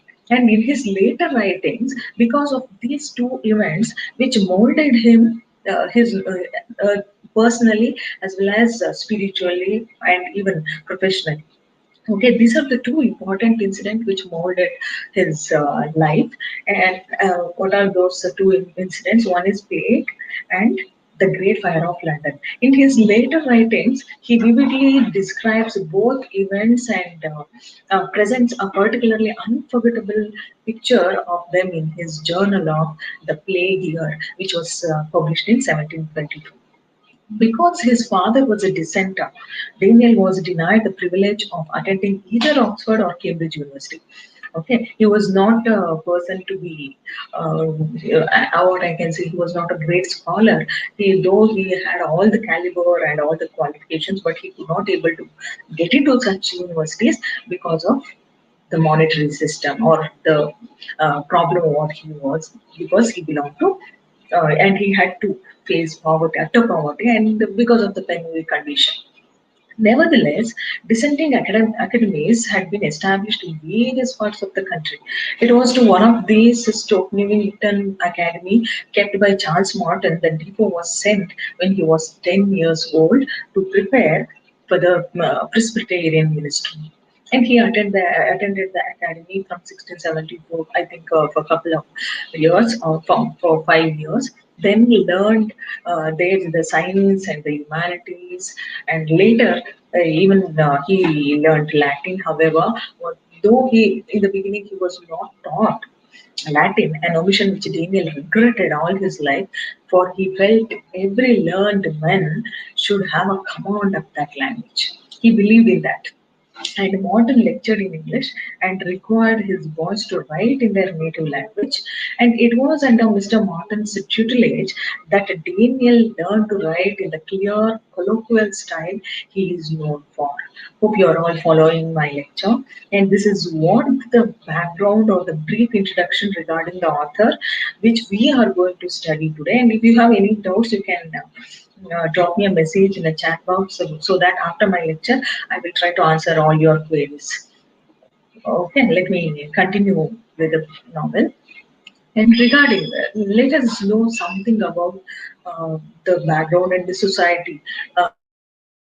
England in 1674, and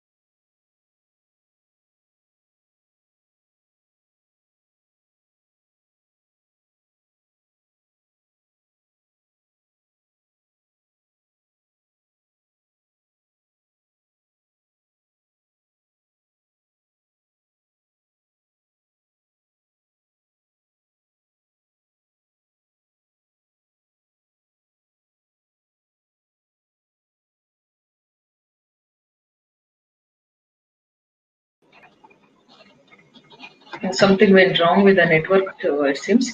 Let us continue with the lecture. I hope you're all following what I was saying.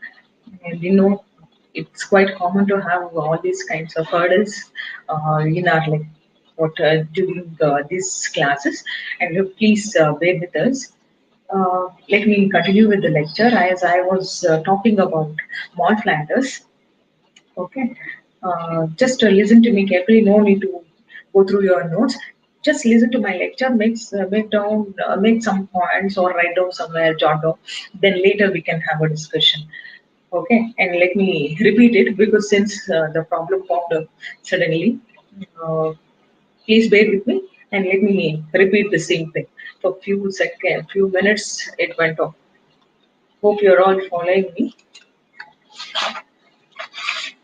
Yeah. I was talking about Daniel Defoe, what um, what I can say, life multifaceted life he had to what go through or he had to undergo when he was before he became a famous, well-known writer.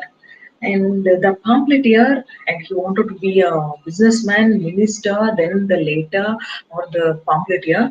Why I have there is some network problem, so I switched off the cam. And if you have any doubts, you can put me on chat box. Okay, then I will. Hope I am audible. Then we can have a discussion over it, and I try to clear your doubts. Yeah, let me continue with my lecture. The pamphlet here in 1683, he published his first political pamphlet. 1 year later, on January 1st, 1684, then he married a lady called Mary Tuffy. Then he became involved in Duke of Monmouth. So these are all it happened between 1687 to 88. Several tracts of protest against the king are attributed to Defoe. And shortly thereafter, Defoe spent some time traveling on the continent where he won the favor of William of Orange, who subsequently invaded England in 1688. And at the same time, and because of he went bankrupt because he had to he had to face a huge loss in his business, and which became Defoe's main interest. In January 1688, he was admitted as a liveryman to the city of London, and later, and after all this, he had to, I told he became bankrupt because of his business and political issues. And later, in the year 1698, he published his first book, an essay upon projects. Okay, and essay upon project, it set forth his views on road building and maintenance, and it's something like that. This book talked about labor bans, insurance, income tax, friendly society. See, so far he was not at all wanted to write something about or produce or contribute something to literature. Just he wanted to be a pamphleteer. Then William of Orange was not a popular ruler among the English because he was Dutch. Defoe, however, admired the king, who later became the patronage of Defoe, believed in ideas like religious tolerance, union between England and Scotland. And see, these are all the background regarding the society or the time where Daniel Defoe was born and brought up. Got it. And let us plunge into the novel where I would like to talk about Maud Flanders. Maud Flanders is such a novel that even if you start reading that novel, uh, you don't want to keep it down. And as I have already told you that it is a novel which was published in 1722, and it purports to be the true account of the life of the woman Maud Flanders. Mom. It is a name of a lady. Got it? One second. Yeah, hope you have all of you have understood the background of the Daniel Defoe so far. Then let us know what is the summary, because I know most of you are all working women, you or working people, you cannot able to find time to go through it, or but still you have to read this novel, because without reading, without take a first reading or second reading, you may understand this novel, and then without reading you cannot understand anything. So let us, but still I want to give you a summary in a nutshell. Okay, what all this novel is about. Maud Flanders is a story about the fall and rise of a beautiful woman. Okay, the Maud Flanders is a story about. Hope you're all following me. Maud Flanders is a story about the beautiful woman and how she had to face so many difficulties in her life. And that too, this novel talks about the fall and rise of a beautiful woman who was born in Newgate Prison. Please, all of you, listen to me carefully and try to, if you wish to write down some points, it's okay. Okay, no need to search for the books now. And this lesson, this novel or this particular topic is from, I think, course 3, block 4. Okay, the title of the novel is Maud Flanders, and this is a story about the fall and rise of a beautiful woman who was born in Newgate Prison. Please try to remember these names of a prison or a place. Because of her determination to be someone other than a servant, and because of her great greed, she sought to marry a wealthy woman, wealthy man. Because those were the days, all women, not only those days, even now, all women, not only women, even all human beings, for that sake, we want to have a we want to have a very luxurious life, and we have to uh, always we wish to be with a high profile people, right? So what are the ways to get into high profile? One is through your heritage or inheritance, or second, marriage, right? Or third, education or your qualification. It is determined, it belongs to, or it depends upon your caliber. So those days, marriage was a weapon or a tool for a woman to get to or get into a high class profile. Okay, or get into a high class profile. Okay, or get in touch with a high class profile.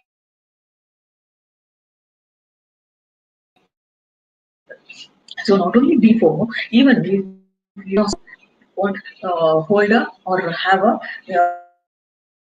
high profile in a society or a high image in a society, like that. So when I discuss Emma, even I'm going to teach Emma in my next class. I'll tell you when. So these were the things, all of them, the public they had in their opinion to enter into high profile or have a high. They can up what we can say uplift their standard of living.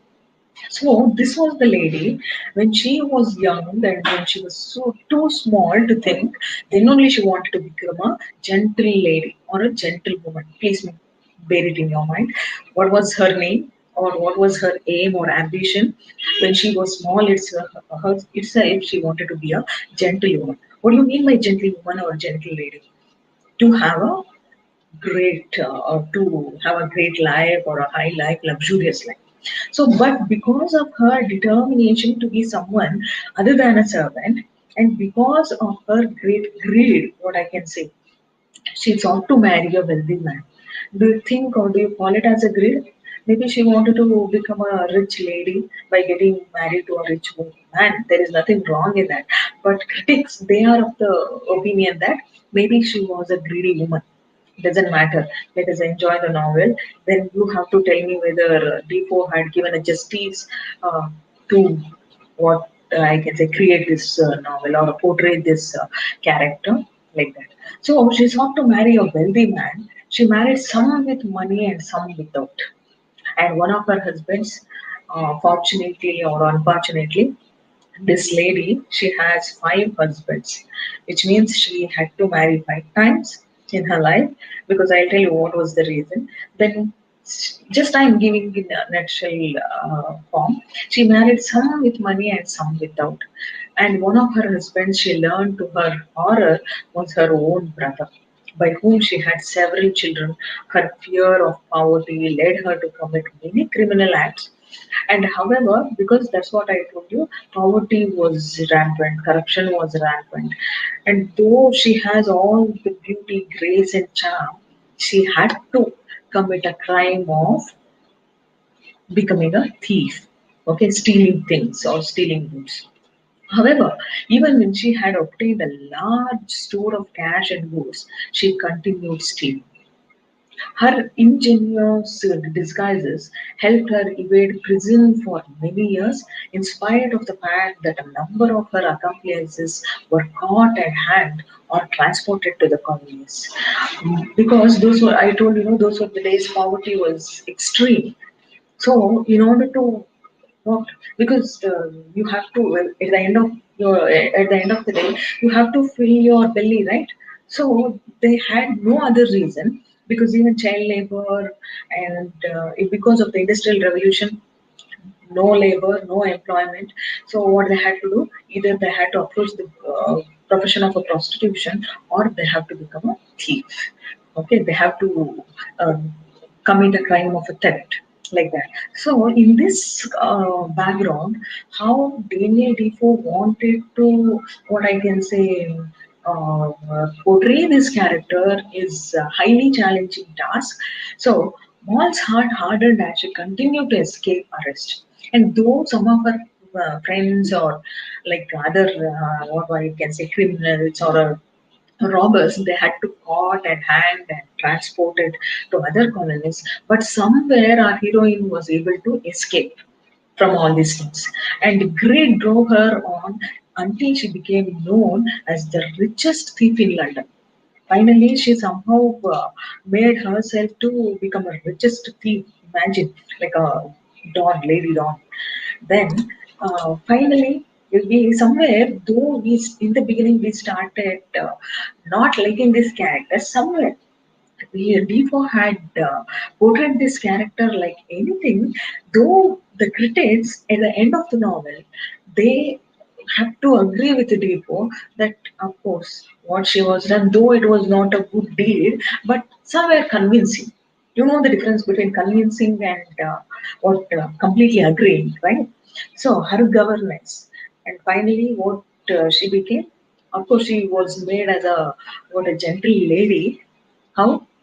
Not in a good way, but in a, somehow she was able to become a richest thief in London, though not a gentle lady. Okay, and her governess, who was at one time Maul's midwife, became her partner in crime and guided her criminal activities. And she later grew penitent and devout and remained Maul's loyal friend for many years. You know the meaning of penitent?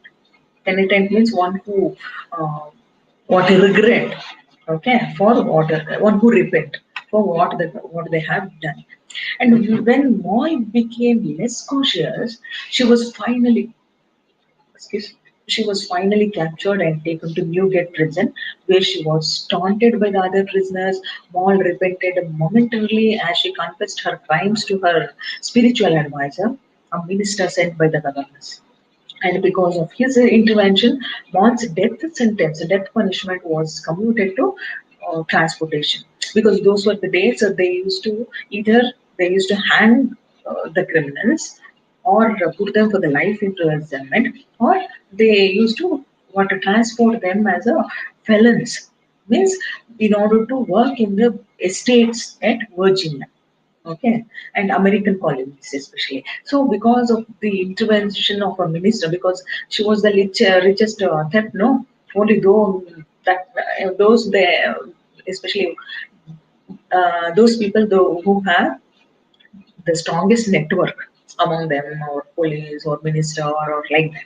So because of the intervention of a minister, she was somehow able to what escaped from the hardship of the imprisonment, and she was transported as a felon to work in the American colonies. And while in prison, Maul recounted Jemmy, a highway man who was her most recent living husband. Actually, he was her fourth husband. I told you she married how many times? She married 5 times and she had 8 children. Okay, but only one husband we could find at the end of her life, where whom she has to meet, where she has to meet at the end of her life. And that husband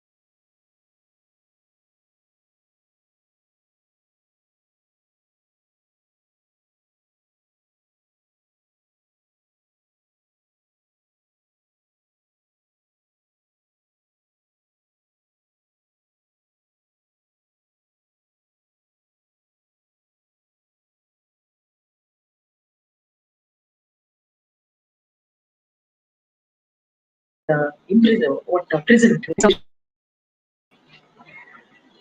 Again, some network issue. Please bear with me.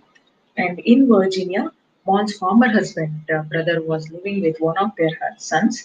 Maul was anxious to receive her inheritance from her mother's estate and to meet her son, but was equally reluctant to confront her brother. Because I told you, no, once because she doesn't know and she didn't know that she had to marry her own brother. Because I told you, no, this novel can be called as a picaresque novel. Okay, this novel is a picaresque novel. Later, I'll tell you what are the important thing and you have to concentrate on. And this is a novel, and where the central character, he doesn't have a what he or she doesn't know the background, and they're all considered as marginalized characters, or they belong to the marginalized section of the society. Okay, one by one I'll tell you. Okay, while I'm discussing about the picaresque novel, and let me complete the summary in a nutshell form. And what happened? Maud was anxious to receive her inheritance from her own brother, and that too from her mother's estate, and to meet her son, but was equally reluctant to confront her brother. Everything turned out all right for Maud. At the end of her life, she was able to get her inheritance, she was able to avoid her brother, mother, and she met her son, okay, in a disguised manner. This is also very important because as Shakespeare uses the disguise, even more in this novel, Defoe has used that technique, okay, who proved to be devoted and fair. And at the age of almost 70, Maul, Maul Flanders returned with Jemmy to London. Who is Jemmy? Her fourth husband, to London. Here they plan to live out their lives in repentance for their criminal activities. So this is the uh, what story in a nutshell form. Let us, because they who belong to PG, post graduation, or all MA students, let us discuss. Uh, we cannot go in detail chapter wise because this is quite a bulky novel and it has 30 chapters. Okay, this now please try to read this novel. This has 30 chapters. Very interesting novel. You start liking this novel, and let us know important characters in this novel. As I have told you, Maul's mother is also very important character. Then Maul Flanders, then midwife and her husbands. Okay, this is how. And let me start with Maul's mother. Maul's mother was also first. She was the lady. The novel begins with the introduction of this character. Okay, hope you're all following me. Maul's mother was first mentioned in chapter 1 and as a young lady in Newgate prison. I told you where was Maul born? Maul was born in a Newgate prison. This novel depicts us or portrays us the up and rise or a rise and fall of a beautiful woman where she was born in a Newgate prison. Got it? So the chapter 1 begins with a young woman. Who is this young woman? Not Maul. Okay, but later I'll tell you. And as a young girl in Newgate prison, about to be hanged for a petty theft. And who was this young lady? Don't get confused. This is not a mall planner, but her mother. Because here, this is you have so many narrative techniques. You might have read it or studied at your graduation level. What are the narrative techniques? Okay, omniscient narration, first person narration, third person narration, like that. So here in this novel, we have first person narration, that omniscient, sorry, omniscient narration, who was the uh, Narration means one who tells us the story. And who tells us the story?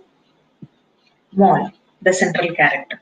Okay, and she goes on telling us the story in order to keep readers in her, what we can say, clutches. And once, as I told you, know, you never feel bored when you start reading this novel. So in the first chapter, who narrates us this? This is the story narrated by our heroine, Maud Flander. And in the very first chapter, we get introduced to the main character. And though it is a minor character actually, not a main character, but she plays a major role. Who is she? Maul's mother, and she was about to be hanged for a petty theft. See, severe punishment was there for a small crimes as well, and she was saved because she was carrying a child. And who was that child? Maul.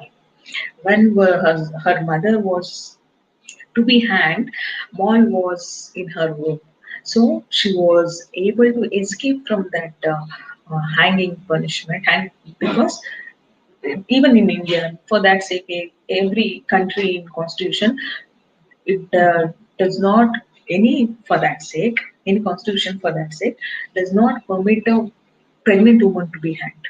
Okay, so somehow, Maul's mother was able to escape from that and later transported to the colonies, leaving the 1.5-year-old Maul in bad hands. And she appeared again in chapter 8. See, only we get introduced to Maul's mother in the first chapter, and after that, in the chapter 8, and where we get introduced to the Maul's mother, where she was living in Virginia, okay, and the mother of Maul's husband.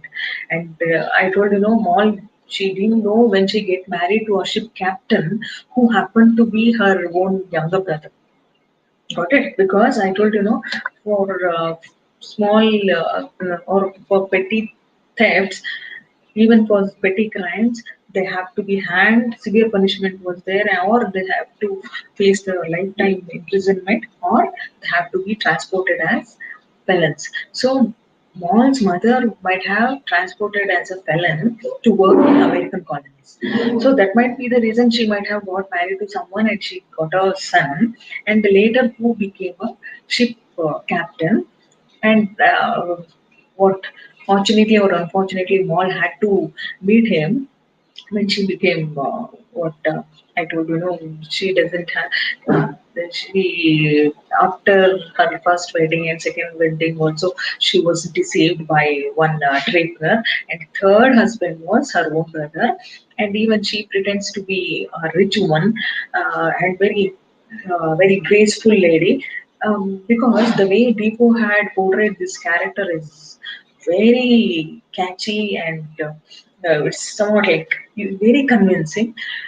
Some in one of her conversation, she says one of her friends. She says, because Mall, you have all the capability or all kind of a caliber to win the world. What and how? Because she says you have all the three important qualities to be a woman. What are the three important qualities? You have to tell me now. Hope you're all listening to me. And I am not able to get not even a single what messages. You can drop me a message. What are the three important? I'm giving you a question or what we can say. Let us make it as a two-way session, and I'm asking you, what are the three important qualities to be a young woman? Or sorry, to be a woman, or what are the three important qualities one has to find in a woman? And please give me an answer at the end of my lecture. Let us have a discussion on it, and you should tell me why. So they say that you have all the what the important qualities to be a woman. You have all that inculcated in your character, so it is easy for you to win over the world like that.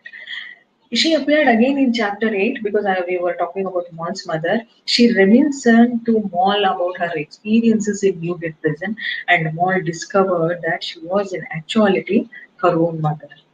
This friendly, outgoing woman tried to convince Maul to remain married to her son, her own brother, in order to keep the family intact. But when she died, she left some money and her plantation to Moll. And let us know or discuss or deal with the important character who is that our heroine, Moll Flanders. Moll, she is the heroine of the book and she was born in a Newgate prison, I told you, and abandoned at about a year and a half because when her mother left her, she was just a 1.5 year old baby.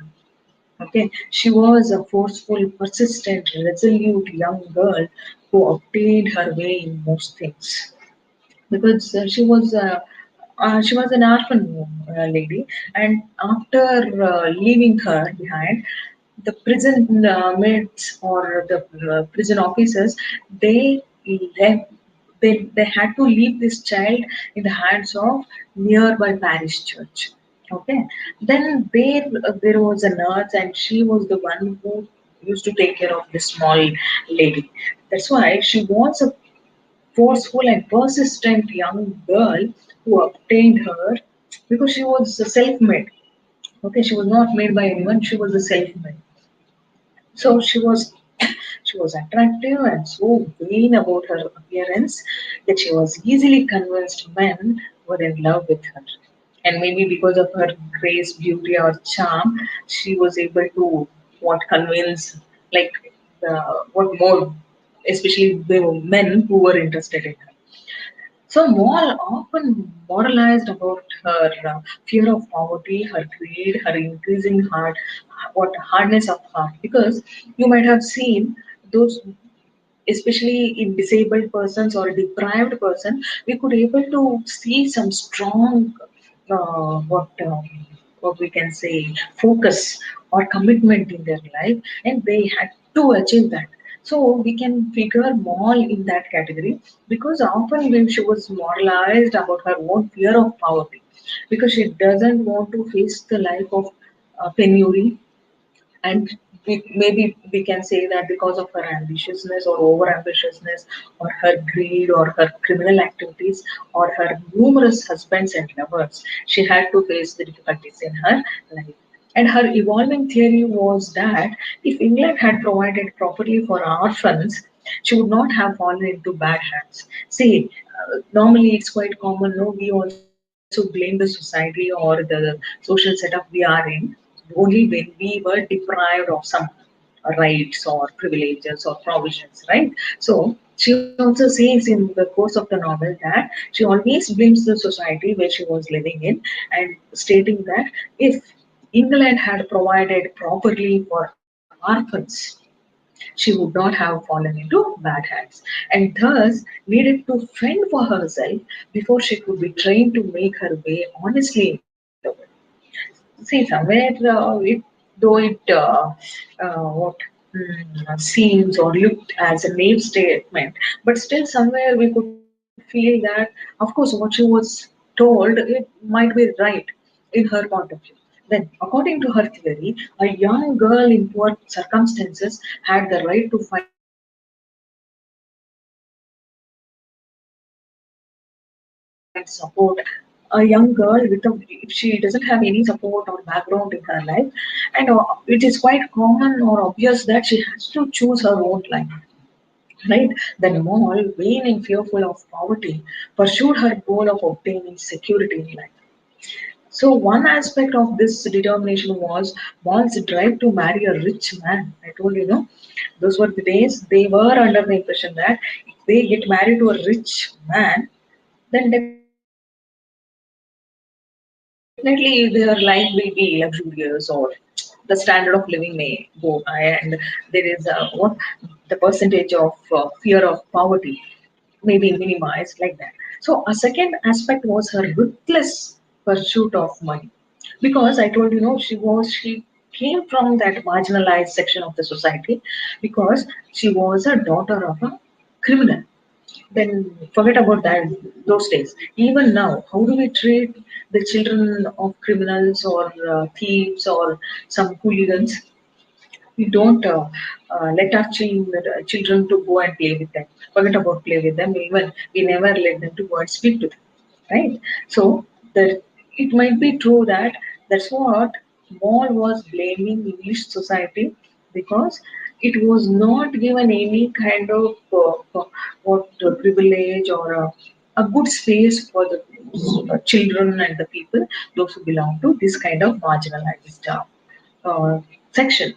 Then, because of that, even the greed for accumulating money or to become a rich woman, it starts, what we can say, um, aggravated since the beginning in Mall.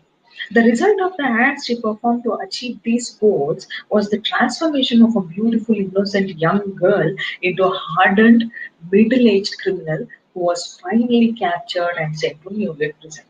See, so far I think until she becomes old, she was managed to be with the men, and she was able to she was under the impression that if she get married to some guy, he may give her some good life or at least a normal life. But all her assumption went wrong because all her wedding life or married life, it ended with maximum 5 to 6 years. So after that, and even it is not, that's what I can say, that she may be an adventurous woman who starts finding, or who may think, or who might have had a hope that she might get a good or at least peaceful life by getting married to so many. Because those were the days. See, I told you, prostitution was also rampant. See, somewhere we have to support Mall because she doesn't want to become a cross.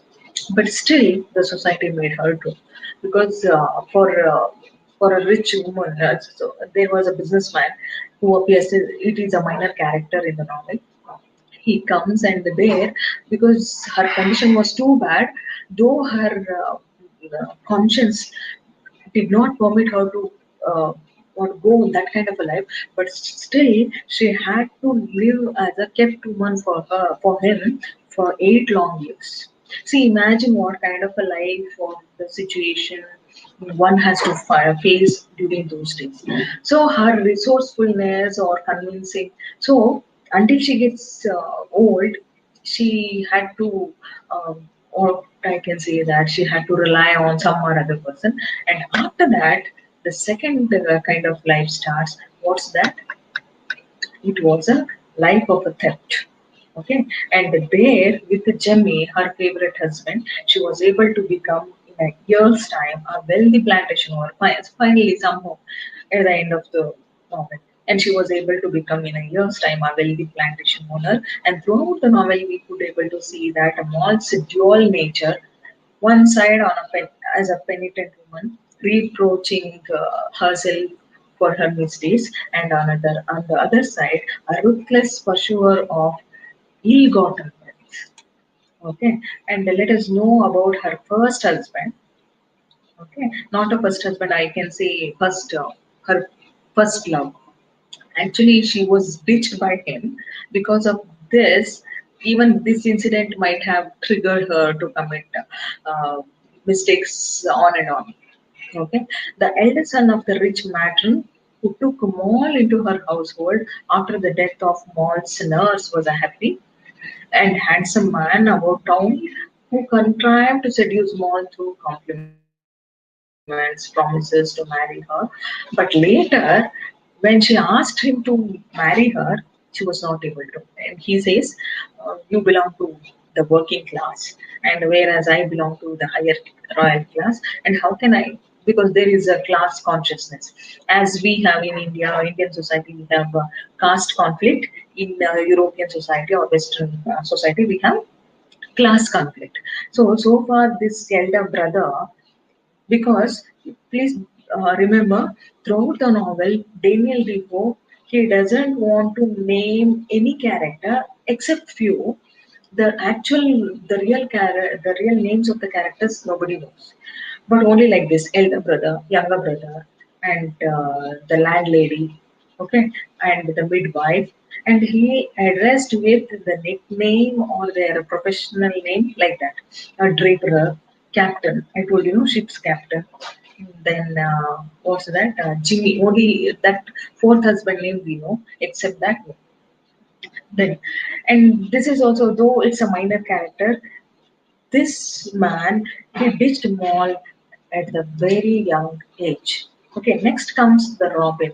Robin, actually he is the younger brother of that elder brother. Okay, and actually he is the first husband of Maul, and he is very good and kind and very open in his affection for Maul. Actually, he loves her truly, although he distressed his family by his love of the beautiful but penniless Maul. In the end, at the end of her married life, somehow he had to what um, die because of her some problem health issues. But still, in the beginning, even his family was not able to accept Maul as his wife because I told you, class conflict. But later, somehow he managed to get married with Maul with the help and encouragement of of his elder brother. Because I told his elder brother was once upon a time uh, a lover of ardent lover of Maul, but when the matter of a question of marriage arises, even he ditches her. But when Robin wanted to marry Maul, the same person who didn't want to marry Maul, he encourages Robin and supports Robin to marry Maul. And Robin died after only 5 years of married life with Maul. I told only her married life, it ends within 4, 5, or 6 years. Then comes the second husband, the draper. And he is, see, those were the days it was more demand. I can say that more demand for the rich woman than a beautiful ladies. But in Maud's case, she was not only beautiful, but beauty with brain, I can say. And very bright, beautiful, and she has that grace, charm, and beauty. And this is the deadly combination, okay, of a woman to have all these characters or qualities inculcated in or imbibed in them. So this is the second husband. When her first husband dies, she doesn't have any, because she was very small or very young at that age. So she wanted to have at least the married life. I don't know, a peaceful married life. She was not at all convinced or satisfied with the first, what I can say, very abrupt ending of her married life. So there she happens to meet the draper, an unprincipled gentleman. He pretended to be a rich man. So even because finally what happens, this man, he takes away all her money when she herself was completely relying on him, and she completely trusted him that this is not the man who deceives me. But he was described as a tradesman, okay, that was rake gentleman, shopkeeper, or a draper, or beggar altogether. And I'm not saying this, but you are right. Defoe, he portrays this character like that. And he became Maul's second husband and spent much of her money on extravagances for them. And because he continued to buy handsome things even when his money ran out. The draper's creditors had him imprisoned, and he eventually escaped and went to France, telling Maul to consider him dead. See, this is also this second marriage also ended with a crisis, or the what I can say with a negative note. Then third husband. Who is her third husband? I have already told you he was a ship's captain of a ship, and he hails from Virginia, and who happens to be her own brother. Okay, stepbrother, I can say. Maul's third husband, her brother, she married by mistake, because when she got married, she didn't know the background of this man, and he had been led to believe that Maul had a fortune. And on discovering that she had no money, he suggested that let us go to Virginia to live on his plantation with her mother, with his mother, sorry, and even who happens to be her mother as well. And when Maul found out that he was her own brother, and the mother-in-law was her own mother, then she doesn't want to live with them. Okay, and she just want to leave from that, though they were having a very peaceful life. See, somewhere we can, that's what I told you, though she is some loose character, which means morally loose character, somewhere we have to accept her and consider her that what we can say. Of course, she has some morality or values in her life, though she was born in Newgate prison or though she was a child of a criminal. And then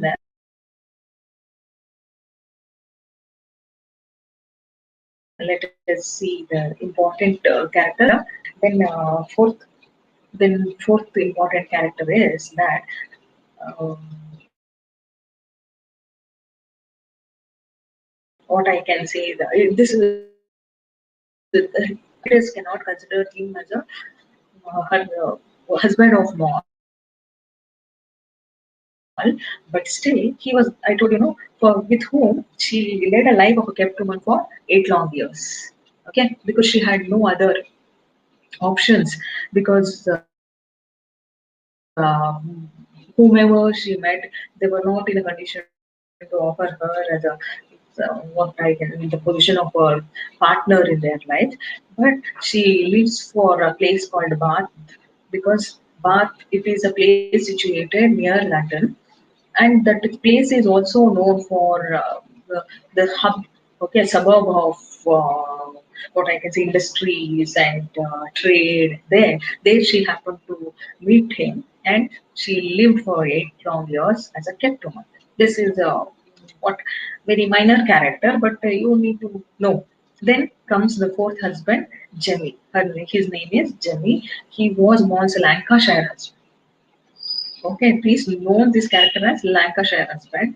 Although he deceived her into believing that in the beginning, even she thought that he is a rich old man, and even he on the way, she may be the rich woman. But one day they come to know that neither of them are richer. So he was an attractive, good-natured highwayman, and at the same time her favorite husband.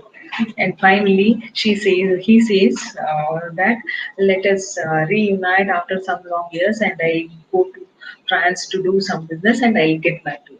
And even this man, he leaves her back at London, and he goes to France. And finally, fifth husband. This is the bank clerk. Maul described the bank clerk in her own words as a quiet, sensible, sober man, virtuous, modest, sincere, and in his business diligent and just character. Simple character. And when he was a married man, but he wanted to marry Maul. But Maul puts a condition that until and unless you hire or you get a divorce from your wife, I cannot marry you because she had already experienced that. I told that a merchant who lives in that place called Bath, and for him she lived as a kept woman for 8 long years. Even he was a married man. He wanted to marry Maul, but one fine day maybe he might have got enlightenment and he wanted to get back to his family. So again, she doesn't want to take a chance with this man. Hence, she asked him to get a divorce and marry Moy. And finally, even he gets a divorce and he comes back and they got married. They get married, and I think they have 3 children. But after 5 years, even he also dies. These are all very important characters in this novel. You need to know. But do you think the novel ends here? No, it's a very lengthy novel. I told you. Uh, yeah, one more character. Let me finish with one more important character, Maul's son. And this son was born to Maul of her marriage to her own brother. I told you, no? And he was loving toward Maul and only too happy to give her inheritance. And he was a prosperous plantation because she didn't know, because I told when she was really captured, and when she was living as a very rich don or a rich thief of London. She was finally, because every day is not Sunday, she had to caught up by the police. Then she was imprisoned. Then later she was transported to Virginia.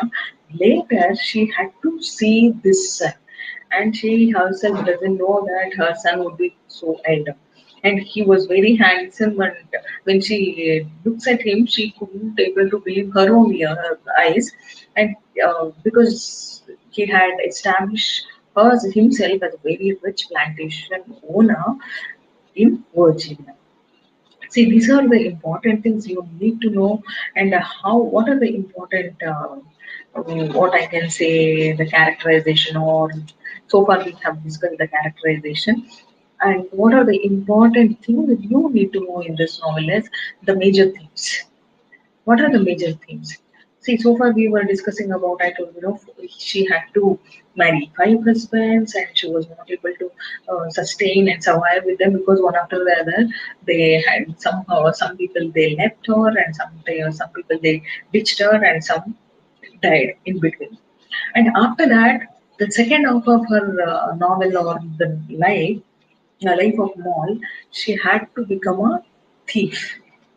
Okay, because she had no options other than to become a thief. This is what happened because maybe because of her greed. Greed are also considered as what one of the important thing. Then vanity, okay. Then repentance. Then so many things because the class structure of those days. Then what about the greed? The major recurrent theme in the novel is that of greed. A greed which leads small to, I told you, though she didn't want to become a prostitute, but still. And this, because of this major concept or a theme of the novel, she had to approach so many criminal, she had activities and she had to involve in. And she had to become boss and she had to become thief and she had to lead a life of a moral disintegration. And Maud sees people as commodities after that, in second half of her life, and her relationships with them as business transactions.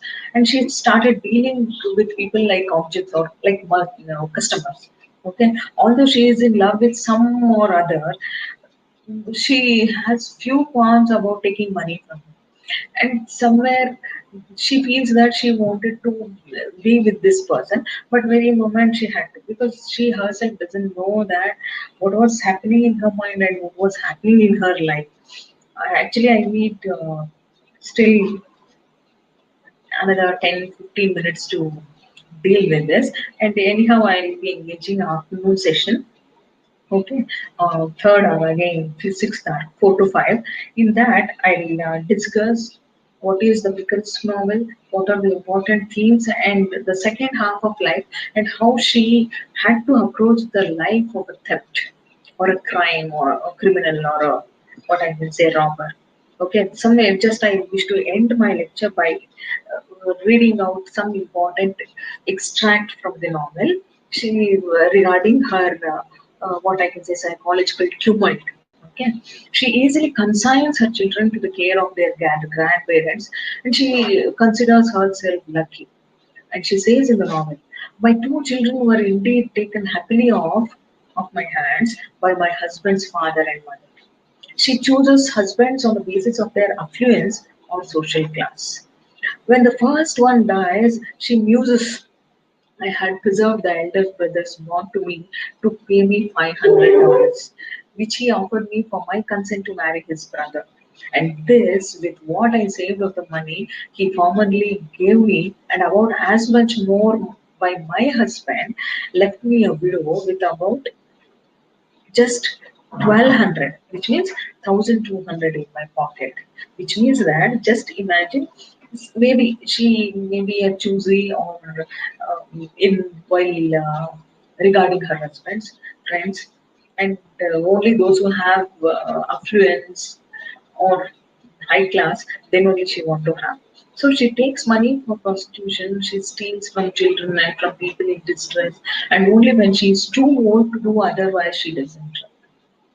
So at the end of her life, after, and even we could see that after doing all these things, she started feeling regret for what she had done, and that too when she become a richest woman or a richest thief in the London.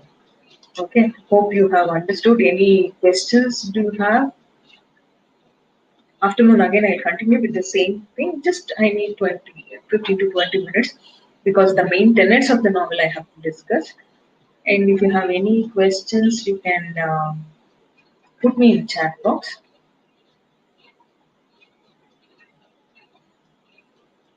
Hope you have just half an hour lunch break, and again you have to get back to the class. I think it starts exactly at 2, right? If you have any doubts, you can drop me a message. No doubts?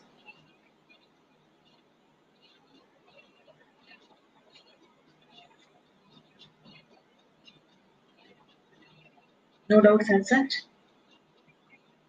Afternoon, I'll be teaching a few tenets of novel and important techniques in this novel itself, the characters, the themes. Then later on, I move on to poetry.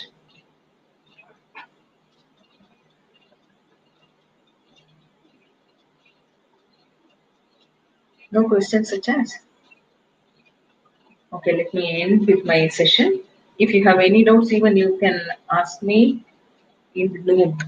4 to 5, I will be engaging your classes. Thank you.